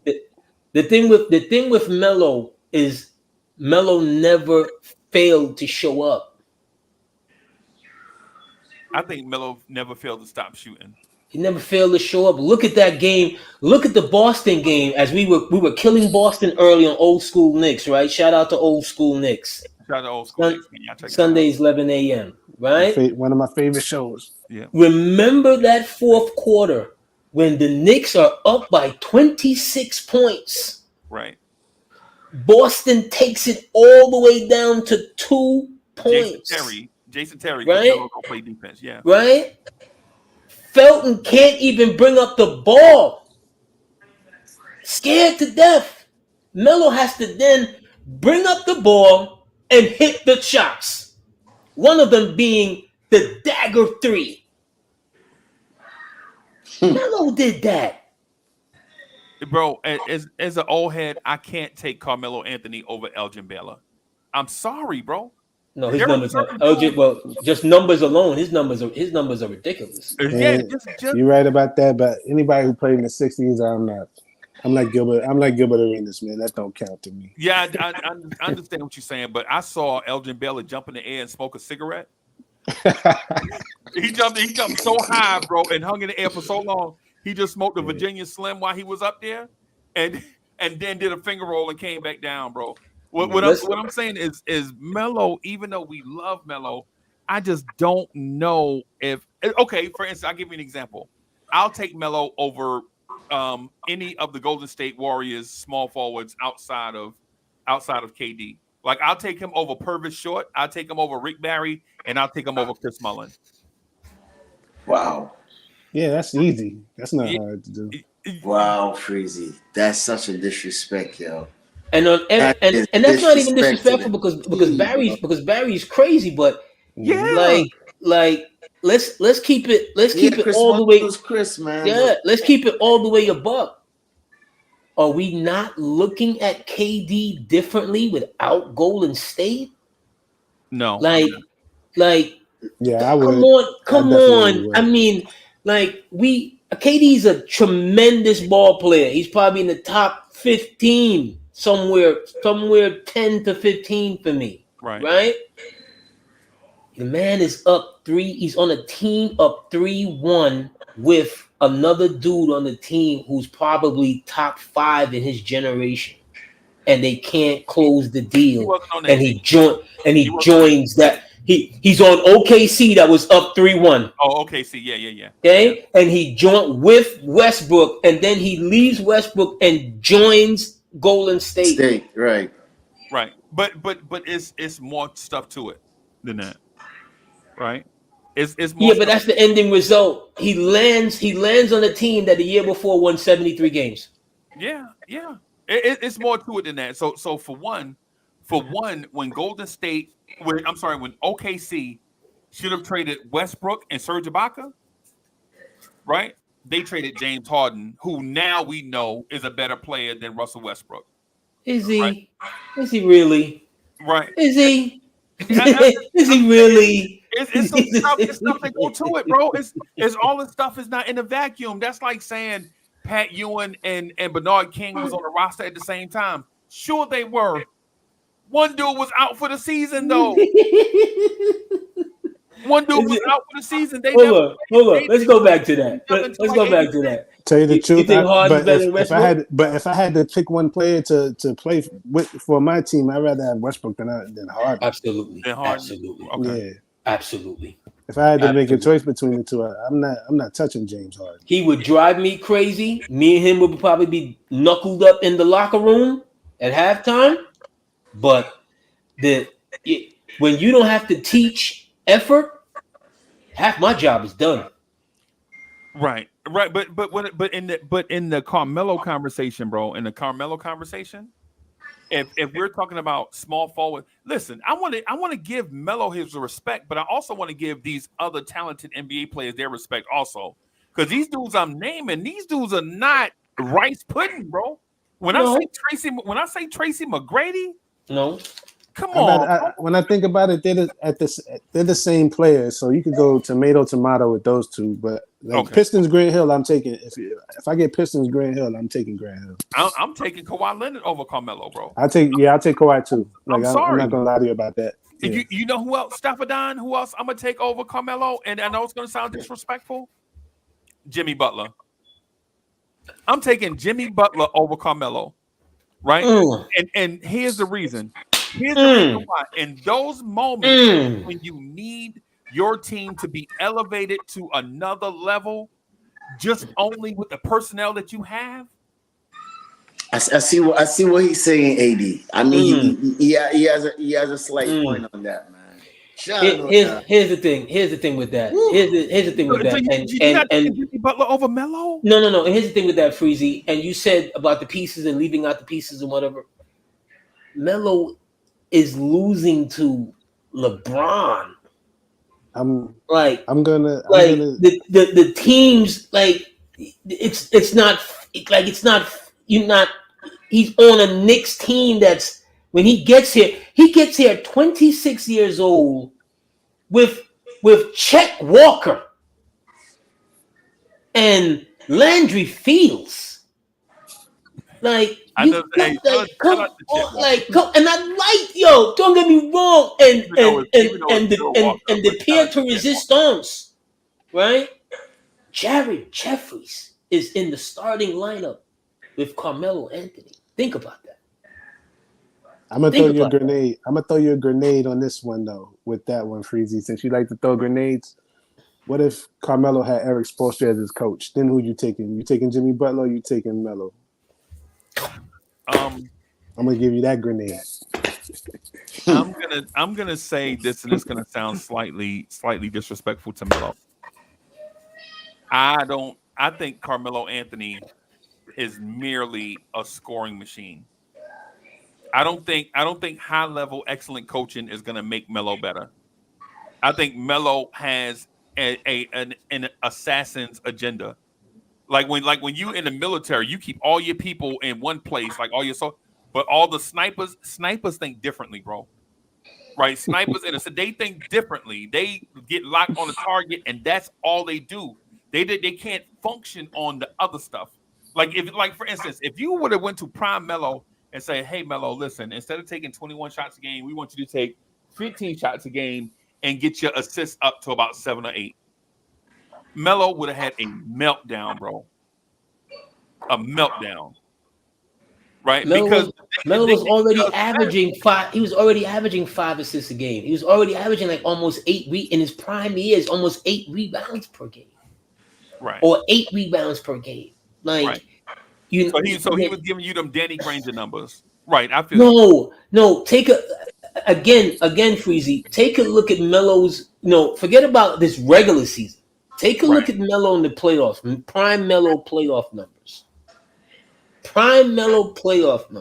Like, what are we talking about? Bro, I love Melo. What are we talking about? Melo's a bad player. What I'm saying is I'm not taking Melo over Scottie Pippen. Like Hinton asked you. I knew you were going to throw that. I knew you were going to throw that one in there. Are you if Spoelstra is the coach? Is Spoelstra the coach with a Melo? I don't think it works because Melo and the Popovich type coaches are now okay. So now here's one, a match made in heaven, right? If you tell me that Rick Adelman is going to replace Peja Stojakovic with Carmelo Anthony, I'm all board for that.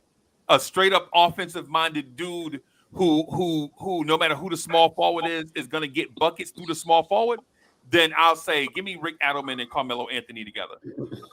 Anybody disagree with that? Yeah, y'all remember Peja Stojakovic numbers with Rick Adelman in Sacramento? Page is not in Melo's class. I also remember him in game. I also remember him in Game 7. I'm upgrading Peja Stojakovic to Melo, though, is what I'm saying. Yeah, but I also remember his numbers in Game 7 against the Lakers. If Melo had been in that situation, Melo would have been bombing the Lakers, bro. They would have went home. They would have went home. You put Melo on that Sacramento team, the Lakers are going home. There is no Game 6. There is no Game 7. There is no 7. Yeah, but what I'm saying is matching up. What I'm saying is matching up the coach, offensive coach, with a offensive weapon in Carmelo Anthony is what I'm saying. Right? Like Stafford, I'll give you the opposite thing. How two coaches ruined a weapon. Doc Rivers and Jeff Van Gundy ruining Tracy McGrady. Right, hindering him because they want a certain style of whatever, instead of letting Tracy McGrady be weapon X. Right, like you think about this: Jeff Van Gundy coaching Tracy McGrady. There should be no world where that should happen. No world, right? But if you take that Tracy McGrady, say you take that Toronto team of Tracy McGrady and Vince Carter in Toronto, and give them Phil Jackson. Phil Jackson gets to coach a shooting guard and small forward with otherworldly athletic ability. One is a scoring machine and the other is a do-it-all everything. Now, and I know y'all ain't never seen this template before where Phil Jackson took a Swiss Army knife type small forward and a scoring machine at the 2. I know we ain't never seen that before, right? But if you would have put Vince Carter and Tracy McGrady in that, bro, numbers are falling, bro. But hold on, because Tracy played with Yao at that time, so Yao's a Hall of Famer. So, don't get me started on that. Even though I know, but and then he had Ron Artest. Didn't he play with Ron too? Nah, I think he was. He didn't play with Ron. Ron was gone. He was traded. Yeah, but and Houston got better. The funniest thing was Houston got better. But he played with Skip. Did he? Was he with Skip? Yeah, he played with Skip. Right. And Aaron Brooks and Kyle Lowry. Anybody remember that? Fat Kyle Lowry. But if you remember, Houston got better when they got rid of him. Because they had a run with the Lakers. Houston had a run in with Houston actually got better when they got rid of him. So let me that's why T-Mac is kind of funny, because he's a numbers guy, but he's not really a winning basketball player. No. What about Melo? You knew that when and he was young at the time, but here's the thing.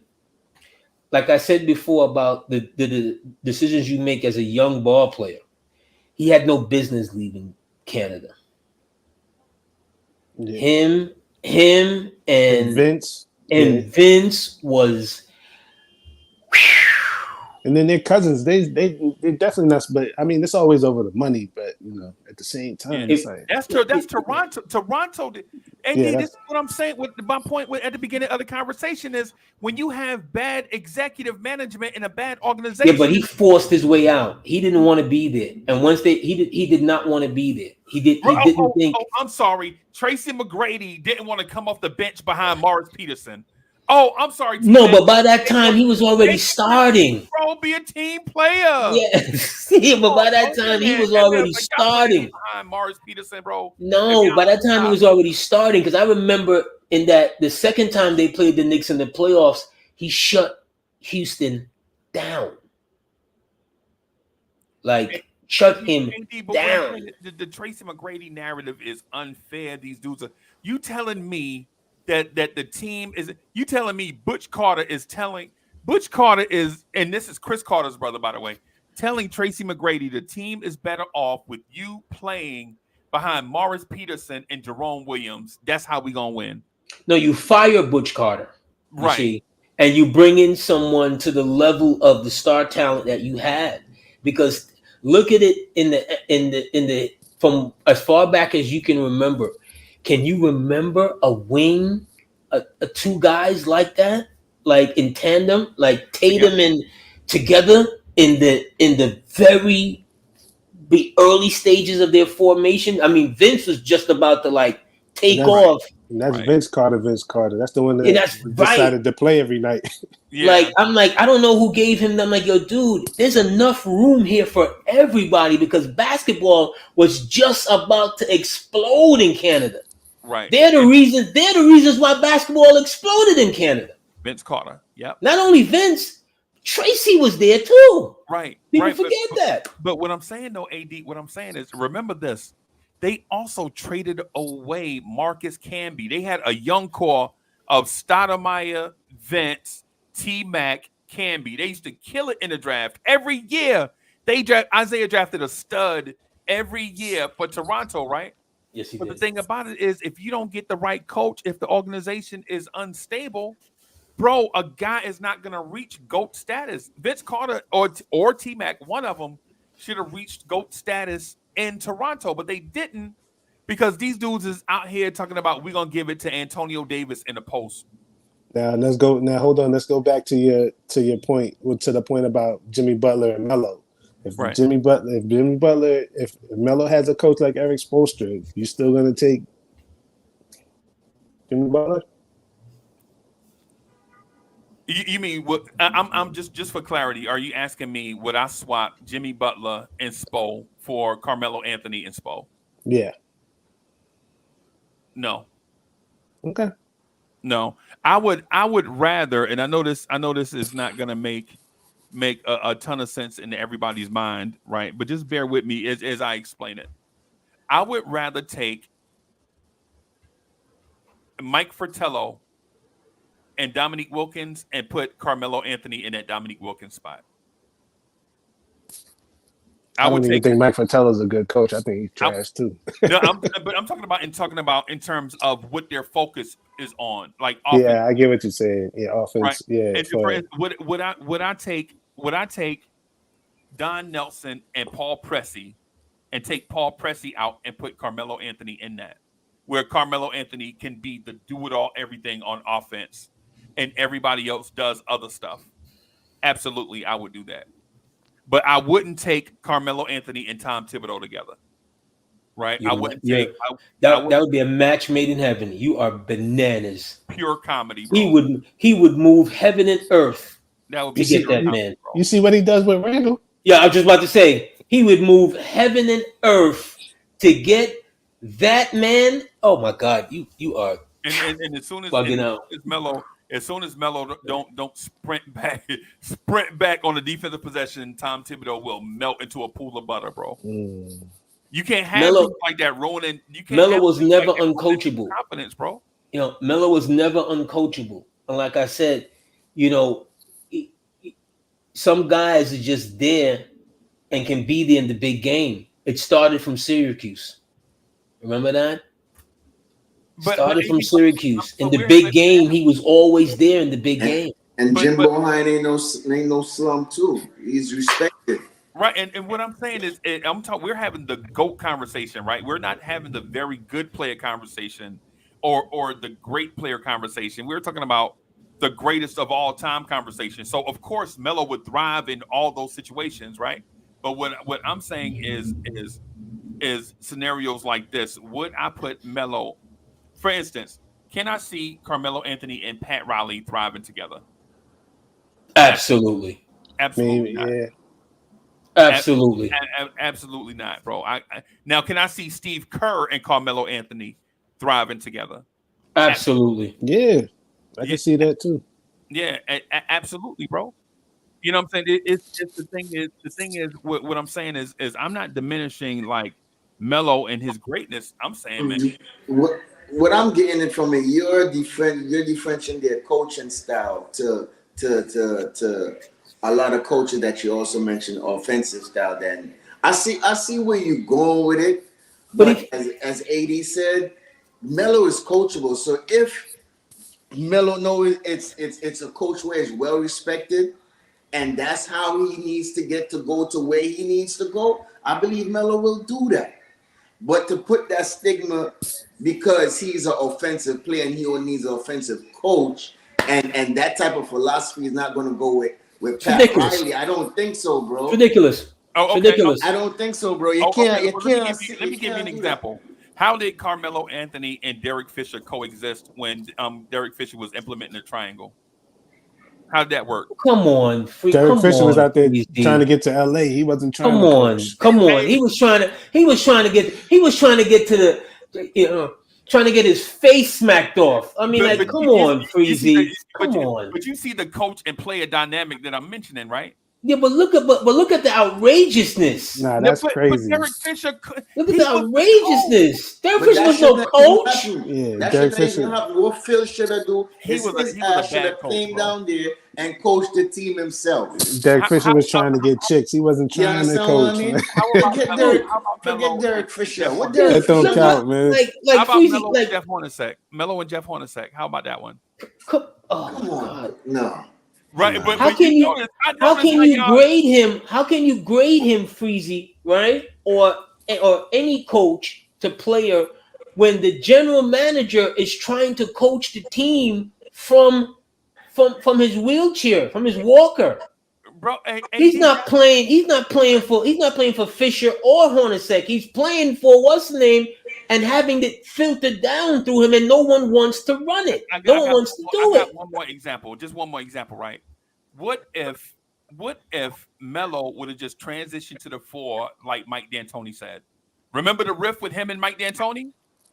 Well, that's why they made. But remember, that's why you got the best of Melo when Woody was there. But Chief, that's the point. The point that I'm getting at is I mentioned 3 NBA coaches that Melo had a problem with. Yeah, but see, here's the problem again. You keep on leaving out parts of the. Melo moved heaven and earth to get here, and they were willing to surrender the franchise to a guy off of a 10-day contract. Like, come on, you can't leave that out. Like, literally, Melo gets hurt for like 5 or 6 games. He sprained his ankle. Jeremy Lin comes in. Things start working well. He takes off around the world. They were willing to get rid of Melo at that point. Nah, you can't use the injury thing because when I was saying that about Grant Hill, you talked me down about the injuries, and now you bring up Melo being hurt. What I'm saying is, but that is the what I'm saying is that's what happened. That's the chronological order of what happened. Melo gets hurt. Lin goes on the rise. Melo, his contract is barely dry. They were willing to get rid of. They were willing to chuck it off for Lin and not Melo. Facts. Yeah, what are we talking about, Freezy? You can't forget that. Come on, man. I agree with you. I'm not disputing any of that. I'm not disputing any. Trying to get my blood boiling up in here. Right. But now, and that 80. That's not the reason. That's not the reason why I'm asking the question. The reason why I'm asking the question is to get to a certain place. Like, is Carmelo Anthony a underrated player in NBA history? Right. I honestly think he is.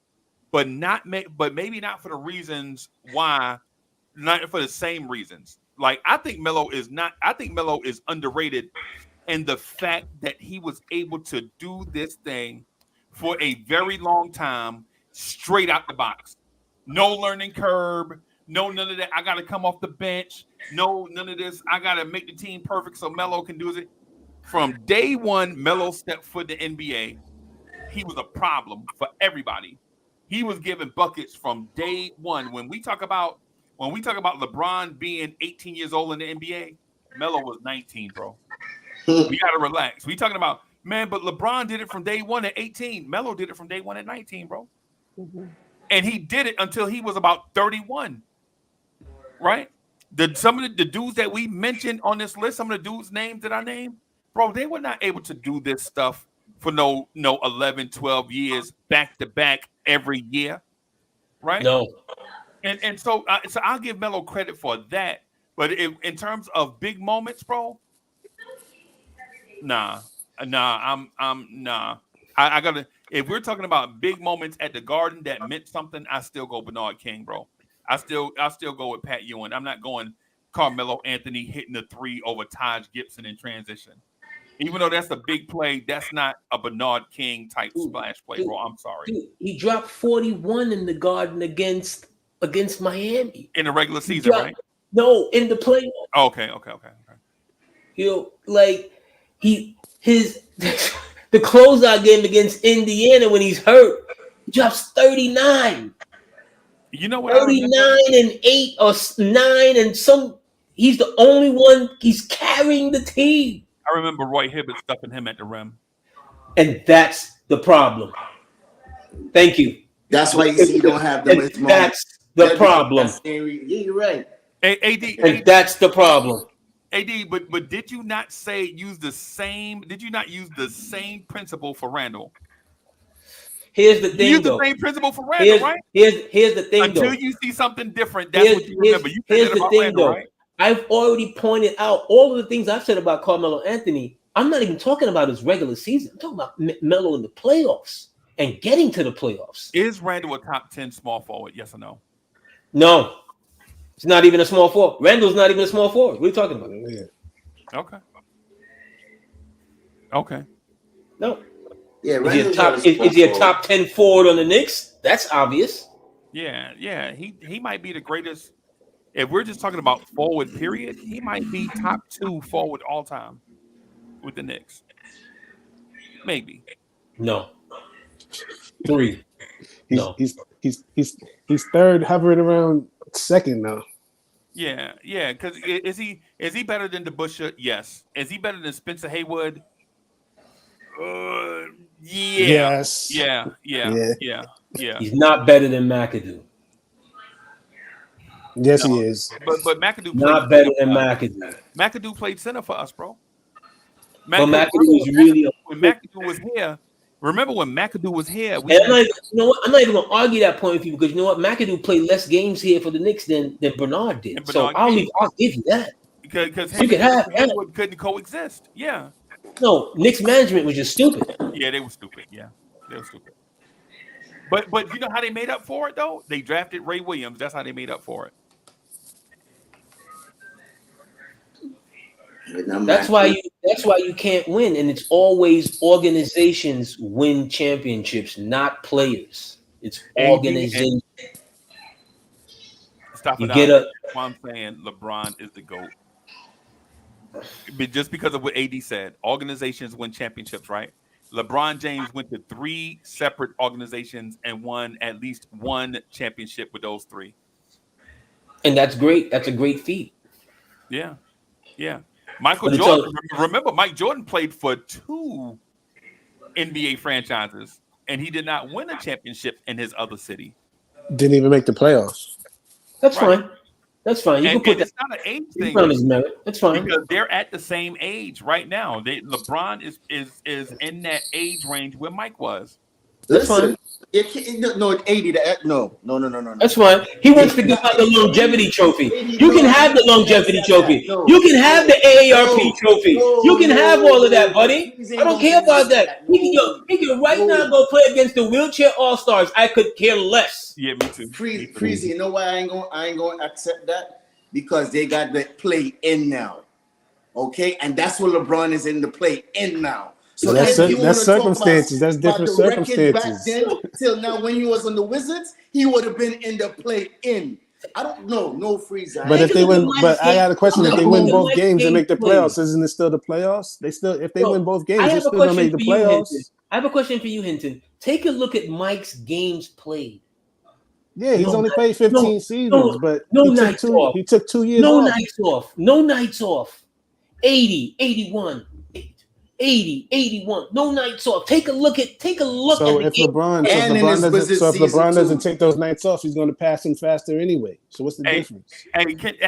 He's on the verge of getting 50,000 points. Because he's going to play 25 years. So what if he played the rest of it is meaningless basketball. We're in a time now where cats are scoring 70 points and we're like, so stop. Don't mean nothing. This is the point that I wanted to make. This was my finishing move. This is my music. This is my DDT. This is my Stone Cold Stunner to this point, right? Michael Jordan, unlike LeBron, like Michael Jordan, LeBron now is playing against all these teams and whatever. Michael Jordan won all of his championships during the NBA's aggressive expansion era, right? During Michael Jordan's prime, Michael Jordan's prime years, we were bringing expansion to. Bro, there was a team in damn Vancouver when Michael Jordan was in the league, bro. There was a team in Miami where everybody on the court had long hair. They looked like Miami Vice, bro. Let's not forget that Michael Jordan was playing against a team that had Khalid Reeves and Ronnie Cycli on it, right? Let's not act like bro. There was a team in Minnesota, bro. During Michael Jordan's years in the league, when he was winning championships, he could play hard against the Knicks one night, and then the next night play against the Minnesota Timberwolves and be out there against Rick Mahorn. Rick Mahorn is on the team by himself. And we are here comparing LeBron James to Michael Jordan, who won championships during the NBA aggressive expansion era. You're a sad man. Bro, that's baloney. You're a sad. That's baloney because you're reaching. You're reaching. Oh my God! LeBron went to the finals. Added a team in North Carolina, and their Hornet was named. Their mascot is named after bumblebees, bro. What are we talking about? You do realize one of those expansion teams is Miami, and they've won more championships since their time than the Knicks. You do realize that, right? But they didn't win championships. You do realize that, right? But they weren't winning championships when Michael Jordan was playing. That's right. That's right. You know why? Because he crushed his opponents. You know who won? But 88, I got to factor into when he was doing his thing those 8 straight years, the East wasn't nothing. Hold on a second, Staffer. Let's understand something, right? When you wasn't gonna be allowed to be on the rise. If Jordan is playing in this era with that Bulls team, you're not gonna hear about Golden State. You're not gonna hear about something. You're just not. He's not gonna allow these teams. He's not gonna allow these guys to exist. He's just not. I'm not gonna agree with you on that. Not gonna allow these dudes to exist. I'm sorry. He's not. There was no you're on the rise. You still gotta remember style of play, because just think about if LeBron James is able to play with hand checking and put his hands on you and do all that thing. Like there's a whole bunch of things that's different. Right. Imagine LeBron James at 250 putting his hands on a small forward that's 215 pounds. And LeBron is faster, stronger, and more athletic. Like Scottie Pippen not going anywhere. Jordan will cook LeBron one-on-one. You really think from what you've seen of LeBron James over his time and his greatness, you think LeBron wants to play a physical game? He doesn't want to play a physical game. It's the reason why he never developed a post game. Because that would mean that you would have it from the start, body to body contact. But when he did, they won the championship when he played in the post that season. Yeah. And he shot 40% from 3 that season. Yeah. Yeah, but you're talking about a small size of his career, and not even the entire championship season. I mean, he sprinkled a little something. Let's not get crazy. But again, like all the greats, if they want to do something, they're gonna do it, and they're gonna do it well. Pause, and then it's gonna be, you know what it is. They're gonna show up. That's just what they do. They're great for a reason. Yeah. These great players are great. Like, and so when Stafford said Michael Jordan would have cooked LeBron, I laughed because I already knew that Jordan was going to cook anybody, right? Like, I mean, I'm not even going. You know what I'm saying? Yo, ain't nobody stopping Mike. Scotty not even stopping Mike. There's only one person I know that stopped Mike. That's Ron. Yeah. So, broke his rib. Yeah, man. So it's one of them things, man. I'm gonna say Melo is a top 25 small forward of all time, and you can move him up and down the list wherever you want to. You know what I'm saying? I mean, because when I think about dudes like Havlicek, he ain't better than Melo, right? But you gotta give that man kudos for winning chips, though. You know what I'm saying? Like when you think about Paul George, I think it's closer than what people think. Paul George and Carmelo Anthony. I think Paul George does more stuff across the board on a basketball court than Carmelo does, even though Carmelo Anthony does failed in too many moments. Paul George. Yeah, failed in too many moments. Yeah, I can't do that. Paul George is like James Harden. Like those failed in too many moments. Guys don't got it when you need it the most. Like he's been living off of the early playoff P against Cleveland for a long time. Let's keep it a buck. And that Roy Hibbert block. Yeah, let's keep it a buck. He's been living off that playoff P. He's been living off of that for a long, long time. That was 10 years ago. We're talking about that Miami series, right? Yeah, that was 10 years. That's 10 years ago. Early playoff. You know, we forget that they let Denver come back from multiple 20-point leads to take their heart on their home floor with a so-called championship coach and Freezy's Kawhi Leonard. That was healthy Kawhi on the floor at the time. And it's a place where you only get to play basketball, like, and they gave you everything that you needed that you didn't have to leave. Like, so I don't understand. Like, from the stories that's coming out, you had your wives, you had girlfriends, you had food, like you had everything that you needed there, and you still wasn't happy there. So that just goes to show you, like. But you know what they also had? They the Clippers. Yeah. Hey, stop it down. Let me ask just real quick before I get out of here and eat some dinner, man. I just want to. Would you take and this is I think this is one that's gonna strike debate, and I hope nobody's offended by this, but would you take Paul Pierce or Carmelo Anthony? That's a good one.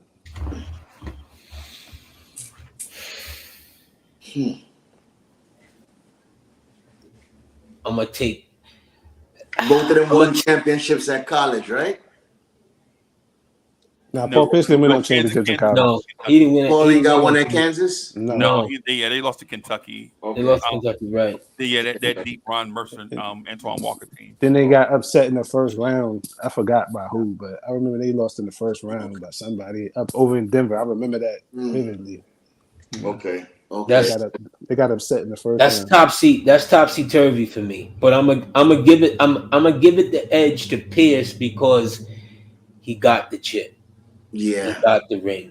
I'm gonna give him the edge, just for that, because you gotta put some respect on the chip, because that's why we're here. Yeah, Finals MVP. Yeah, and Finals MVP. That's why we're here. And I used to tell people, look. Big shots in clutch moments. Yeah. I mean, give you that dagger, you know what I mean? Yeah, he was better than Kobe in that series. I don't know. And, that's another reason. Kobe can't be the GOAT. Like, that's why I can't understand it. And that's fine, because you know what? There's times that, you can see that next dude who's supposed to be equal to you and get the best of him, and you shine at that moment. It didn't take no shine from Kobe, because Pierce was the truth. Yeah. Yeah. Actually, he should get more respect as a basketball player. So that means Carmelo Anthony is in that range of 18 to 30 all time at small forward. Then, right? No. That's for you. That's for you. Yeah. I think y'all agree with me on some of these names, though. I agree with Grant Hill and Kawhi Leonard and Paul Pierce. You mentioned like 7 names. You mentioned like 7 names. Are you gonna put it? How does your math work, Feezy? So you go from 7 to 18 to 30. Some of these names, bro, I think are understood. Like, I don't feel like I have to say Larry Bird. Larry Bird is a power. Excuse me. I know it. Yeah, he's really a power forward, but I get what you're saying. He's so small forward, but he's top 5. Like, Bird is 5, so yeah, he's not better than Bird. Like, he's not better than Bird. Bird is like the combo forward, bro. Like Melo, Adrian Dantley, a bunch of them dudes are like played a lot of 3, played some 4. You know what I'm saying? Maybe later on in their career or whatever it is, bro. It's like Jimmy Butler. Is Jimmy Butler a true small forward? I don't know. I don't know. Chicago had him listed as a shooting guard early in his career. Yeah, that's why. Yeah, that's why the Jimmy Butler thing was kind of tough for me. Yeah, he's a three because he grew into that. He grew into a three. Right. He's a three. Yeah, like I don't know if we have to say Kevin Durant is better than Carmelo.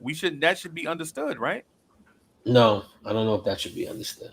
I don't. But see, Kevin is funny because if he doesn't have those 2 championships, with Golden State, I don't think he's. I think it's the same what does thing. he have? Just because look at him in Phoenix right now. MVP before he got there, though. Yeah, but that's just an MVP. That's a regular season award. That's not.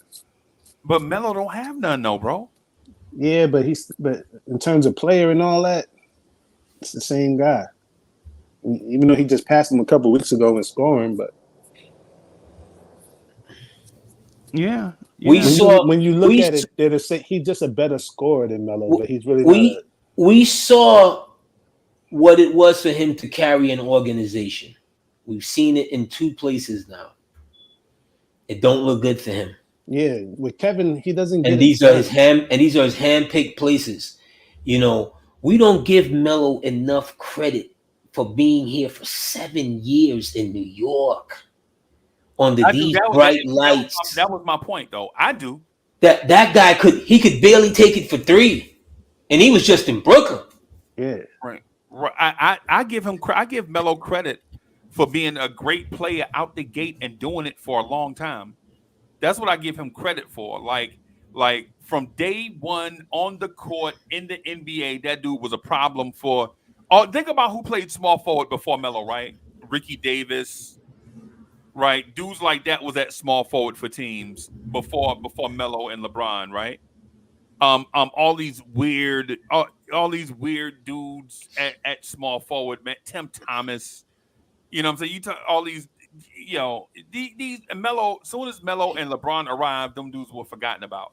Darius Miles, we forgot about those dudes as soon as Melo and LeBron entered the league, bro. There's another class. There's another level. A different class, different style, different everything. Just a whole nother class. Yeah, because you got to look at it, Freezy. Tim Thomas to Melo now. I mean, don't get me wrong, because if you really look at it traditionally, it goes how it's supposed to be. A point guard, traditional point guard, shooting guard, small forward. Nowadays, now they're calling it a wing, positionist, positionist. You understand what I'm saying? So it's totally different now. It's just a different era, different class. And you're gonna see everything expand. Look at Wembley, perfect example. The boy is an alien. He could play all 5 spots if you need him to. Right. He could bring up the ball. He could shoot. He could post you up. He could rebound. So look how far the game has come, and look how athletic and skillful the game has come. Even more better. That you got guys like that doing these type of things. He needed a management that knew how not to waste his prime. But he didn't understand? And he didn't have it. And once you trade for a guy that's 26 years old, like he's about to max out in his best years, you don't know what to do with it. You fall in love with Amari Stoudemire. Why to this day I have no clue why they held on to Stoudemire. Hey, well, let me ask Staffadan this real quick before we wrap. Jason Tatum or Carmelo Anthony? Melo.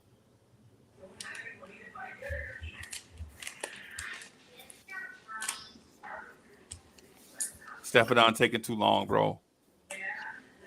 And they're a lot alike. To be honest, they're a lot alike. They're very similar, very, very similar. Because Tatum is a physical ball player. The thing with Tatum is Tatum doesn't have Melo's handle. Right. That's always been a part of what's hindered him is in tough moments. His handle is there's a shakiness with his handle. I gotta go with Melo. More clutch shooting in tough moments. Enough times Tatum in the big moments we had to close the deal. Can't do it. You know, he's not that guy. So I gotta go with Melo on that one, man. I'm gonna say this, and it burns my tongue to say it. You gonna probably say Tatum? But I don't think the Knicks have ever had a small forward as good as what the Celtics do at small forward. The Celtics over the years, whether you can go from Havlicek to Bird to Paul Pierce to Tatum. That's about 50 years of small forward, right? The Knicks have never, ever. And you skip Reggie Lewis. Yeah, Reggie Lewis also. Right. I just didn't mention him because of out of respect. I know what happened, but Reggie Lewis. And he didn't get the opportunity to develop into that guy. Yeah, but he was a problem. Man. He was giving Mike problems. No. Reggie Lewis was a problem. If you were old enough to remember Reggie Lewis when he played, he was a problem. That dude's shooting stroke was so smooth, bro. That dude's shooting stroke was smooth as satin, no hitches, bro. Yep. And it was like the smoothest elevate off the floor. It's like he levitated off the floor, bro. And 6'7", 6'8" guys are not really meant to be that, because if you looked at Kenny Walker jump shot, it make you vomit, right? If you look at Stacey Augmon, y'all remember Stacey Augmon? Oh, a dude that played in that same era, Stacey Augmon, around 90, 91, 92. Yeah, you want to puke when you looked at his jump shot, man. But you got teams. He was a monster. Yeah, but you got teams that'll waste a lottery pick on guys like him and Ed O'Bannon and what Charlotte did a couple years ago when they drafted number 2 overall. I'm like, look. I'm like, no. From Kentucky when they. Oh, Michael King Gilchrist. Yes, they drafted him. I'm like, yo, they couldn't shoot. They never could shoot. Right. They never will be able to shoot. They don't have shooting mechanics. Shout out to the former Knick, Michael King Gilchrist. People forget about that. Yeah, you can't draft a gadget player in the top 20? In the lottery? Yeah, bro. Hey, AD, you remember CJ Leslie? Remember the Knicks brought in CJ Leslie out of North Carolina State? Was that Michael Jordan at the time? Yeah. Jesus, yeah, man. Lord mercy. That was it. So I guess based on what we're saying, Staffer, is the LeBron and Michael Jordan GOAT debate thing may still be open, and it may persist for a long time. And Carmelo Anthony is probably a top 10 small forward of all time. Based on what AD, I don't think AD would ever let me live it down if I say that I would rather have Tracy McGrady, Grant Hill, Kawhi Leonard.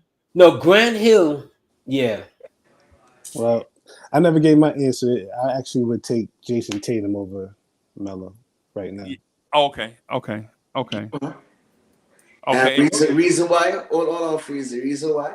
Because I think he's going to win a couple championships before this is over. Even though that's the only reason why I think he's going to win a championship. Okay. They might win it this year. And I think he's also going to win some MVPs too. By the way, I think he'll get the sympathy MVP like Karl Malone got, like Joel Embiid got. Where you finish in the top 3 for so many years, they finally just give it to you, like how James Harden got it. Yeah, Russell Westbrook. If I was advising him and some of these other cats, I'm like, yo, y'all got to get out of this. Y'all want to be the Mamba and the second incarnation of the Mamba and stuff like that. Y'all got to be yourselves. You know, like you got to be yourself. You got to be the best version of Tatum. Yeah. You know, like I said, I've watched this dude when in the finals, his handle was bad. Yeah, he had a bad finals. I'm just talking about him handling the ball. His handling the ball, and your superstar has to have that thing on a. Yes, has a lot to do with that though. That's fine. Yeah, and That's fine. But even though he's had a tough, he still put up some 40 and 50 pieces in critical games for Boston. He did last year, so Yeah. So No, he's had his moments. So. Him and Tatum and Melo to me, I used to compare Tatum when he was coming in the league. I'm like, yo, he reminds me so much of Melo, but he doesn't have the control of the ball. But he reminded me a lot of Melo coming in. The difference is between those two is you can see Jason Tatum play within the system, and when you have Carmelo Anthony is the system. No, yes, absolutely. That's not fair. For me, absolutely. Not fair. I think Banchero is more mellow than Tatum is, but you know. Oh, Chief, I mean Banchero? Yeah, because the way he plays, the way he slashes, the way he goes to the bucket. I see similarities of Banchero and Melo as well. Yeah. Yes. Bro, we were sitting courtside in Orlando, right? And they ISO. I don't see the footwork, though. Yeah, bro, that's gonna come.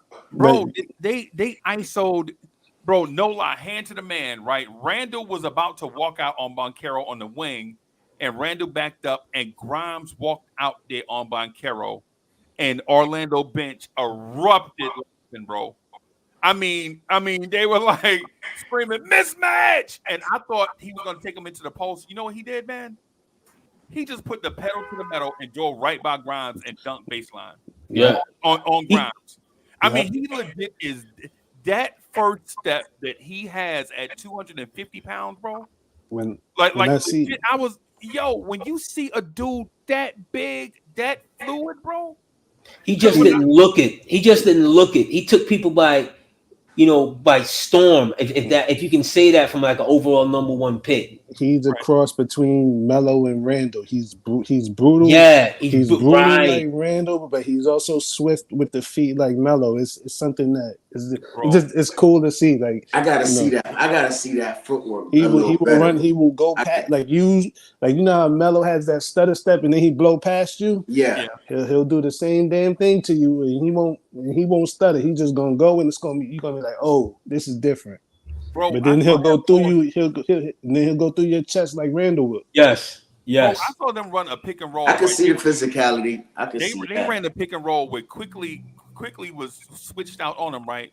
And quickly ran out to press him, and he wiped quickly hand away, right? So he can ISO on quickly, and he went around quickly and almost threw that thing down on Randall. The only thing stopped Randall from getting posterized.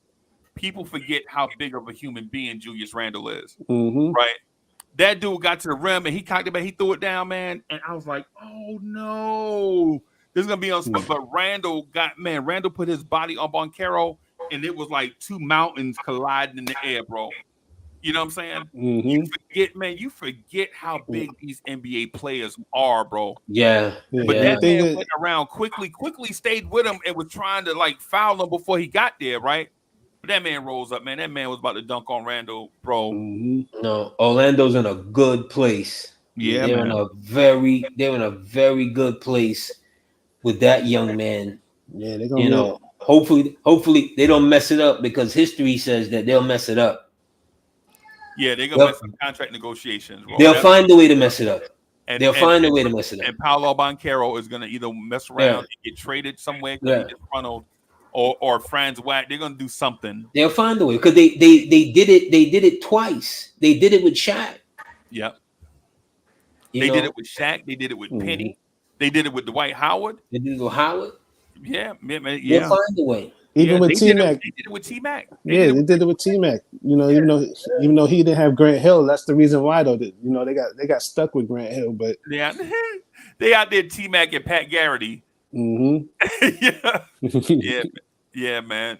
Stop it down. You got anything else before we get out of here, bro? Nah, man. Just a wicked check ball podcast as usual. You know what I mean? Look out for the other one. You know, it's gonna be probably even more interesting with the topics, you know. So just look out for the next episode. Me and Freezy, you know what I mean? Thanks to Hilton. Thanks to this real AD for coming through, you know what I mean? You know, you get blessing us with his grace, you know what I mean? So you already know. Right. And I wanted to talk to you, gents. I'm gonna try to get IKBM Dre on one of these evenings too with us to rock. Because Yeah, I want to talk about the greatest. I'm gunning for Ike BM Dre. Yeah, I'm Dre, gunning for you you. see that, Dre? That wasn't me. That was AD. AD calling you out, bro. But what I wanted to talk to y'all about when y'all get some time, maybe in the upcoming weeks, the greatest NBA dynasty of all time and why. Right. And I'm just gonna throw something out there too to put a rock in everybody's shoe. I think the greatest NBA dynasty of all time is not who you think. I think it's the Detroit Pistons. Oh my God, can you stop it? Can you stop it? The run wasn't long enough. Can you stop it? Like, Right. can you stop? Right. It wasn't Right. long enough. Now, I'm just saying, stop it, Don. We can all have our own opinion, right? They're It running. wasn't long. I'm crazy. I gotta agree with them. It wasn't long enough, bro. Okay. That was a great run. Mhm. You know, that was a great run, but like, how do you get better than Showtime? You All get right, better. so this is a question. How long is a run to consider being a dynasty? I'm saying you got to be championship level at least 5 years. You got to be at least a championship contender, like in your conference finals at least 5 years in a row. So there you go. You just answered your question. You Oh, just okay. So now which Pistons run are you talking about then? You talking about the first one or the second one? Yeah, yeah. See what I mean? See, yeah. And they both don't. And they both don't equal Showtime. No, I was gonna actually talk about both because what I wanted to do is speak to how both ended the runs of previous dynasties. Like both those Pistons teams ended an era for other teams' dynasties. And they did it by drafting and on the cheap. They And didn't go out and sign Kevin Durant. even the second one, to be fair, the second one, the Nets used to slap them around. Yeah, Indiana used to get them a little teeny bit too. No, yeah, no. But the Nets, Indiana couldn't get over them, but the Nets used to slap them around. Oh, the Nets was beating the brakes off them boys. The Nets used to slap them around. Like, just keep it a buck. Yeah. Like, what really saved them is when they said, you know what, we got to get away from it. Let's hire and their team just got a little bit better. And the Nets, they got Kenyon Martin left and whatever, but the Nets used to slap them around. Yeah. And I was not a fan of that Nets team because that Nets team used to slap us around. Yeah, That Nets team had the ugliest uniforms I've ever seen. Terry Kills. Who else was on that? Jason Kidd and Jason Richard Kidd. Jefferson. They used to take pride. I don't like Richard Jefferson to this day. The Nets was out there wearing Then those Carter was on uniforms. that team for a while too. Well, Carter was like after that. Yeah, Carter was after the run. Yeah, he was after the run. Oh, okay. Yeah. Yeah. So if y'all find that topic interesting, man, maybe we can chop it up and talk about that. And I was also going to ask Staffadan about the greatest scorer he's ever seen.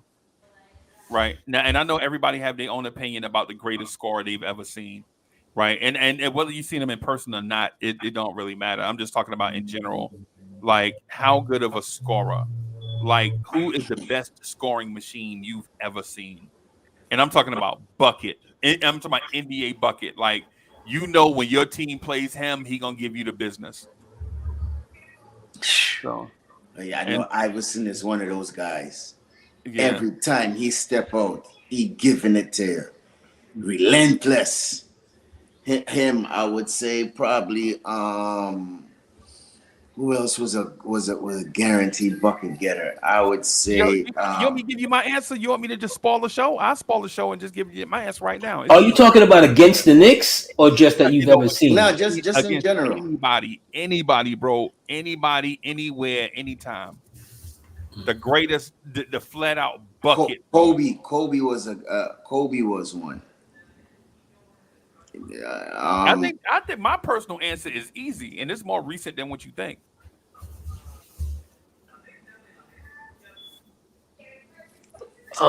I mean, Steph.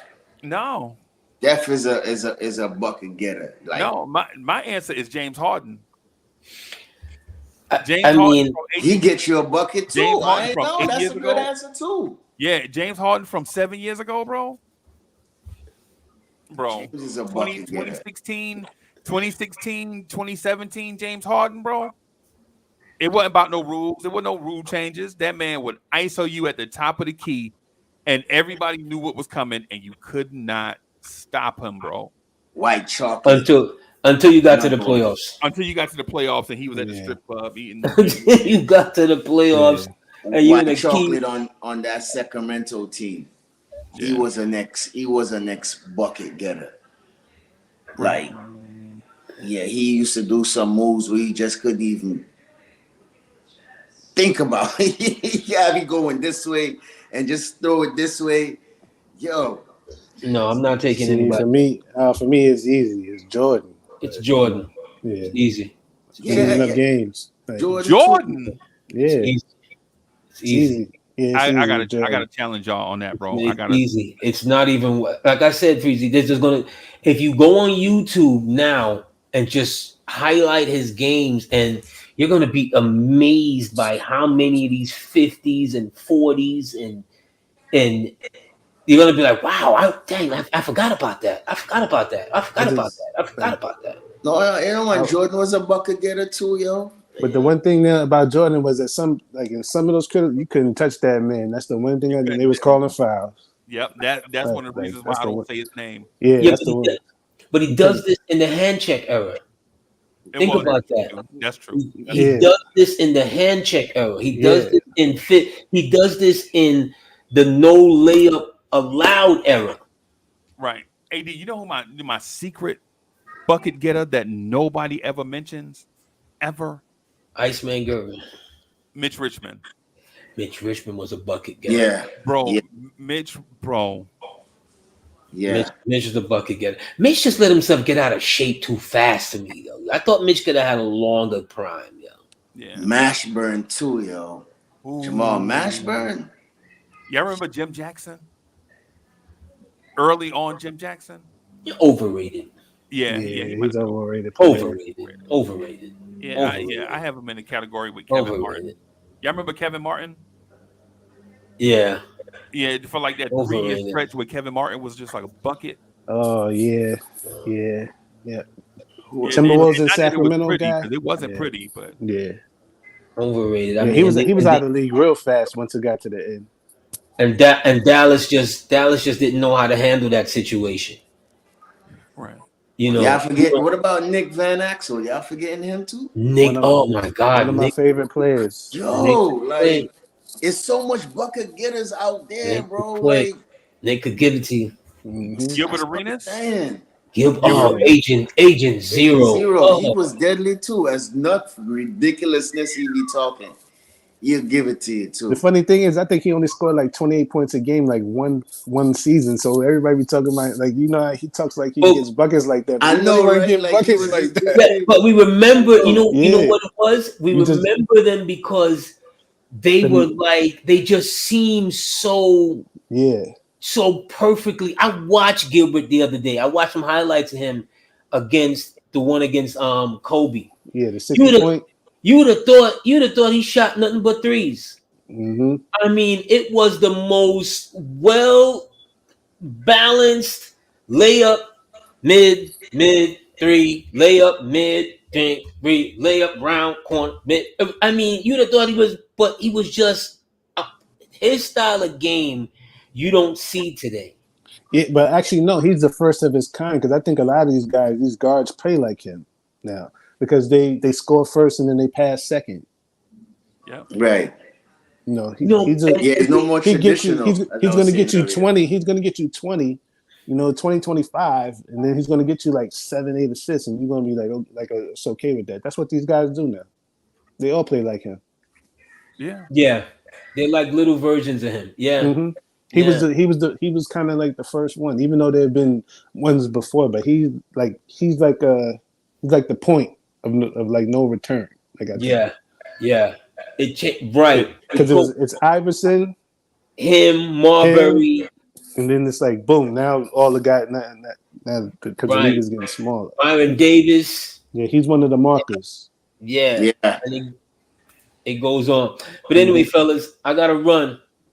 It was great. Yeah, I got it. I'm Thanks, gonna get out of thanks here. for letting me rock with y'all, yo. For real. Guys, y'all have a good night. AD, you absolutely wrong too, man. About most of the stuff you said. About 70% of it, That's I fine. think is just I've been homework. wrong before. I can be wrong again. That's fine. I think 70% of it is drenched in blue and orange.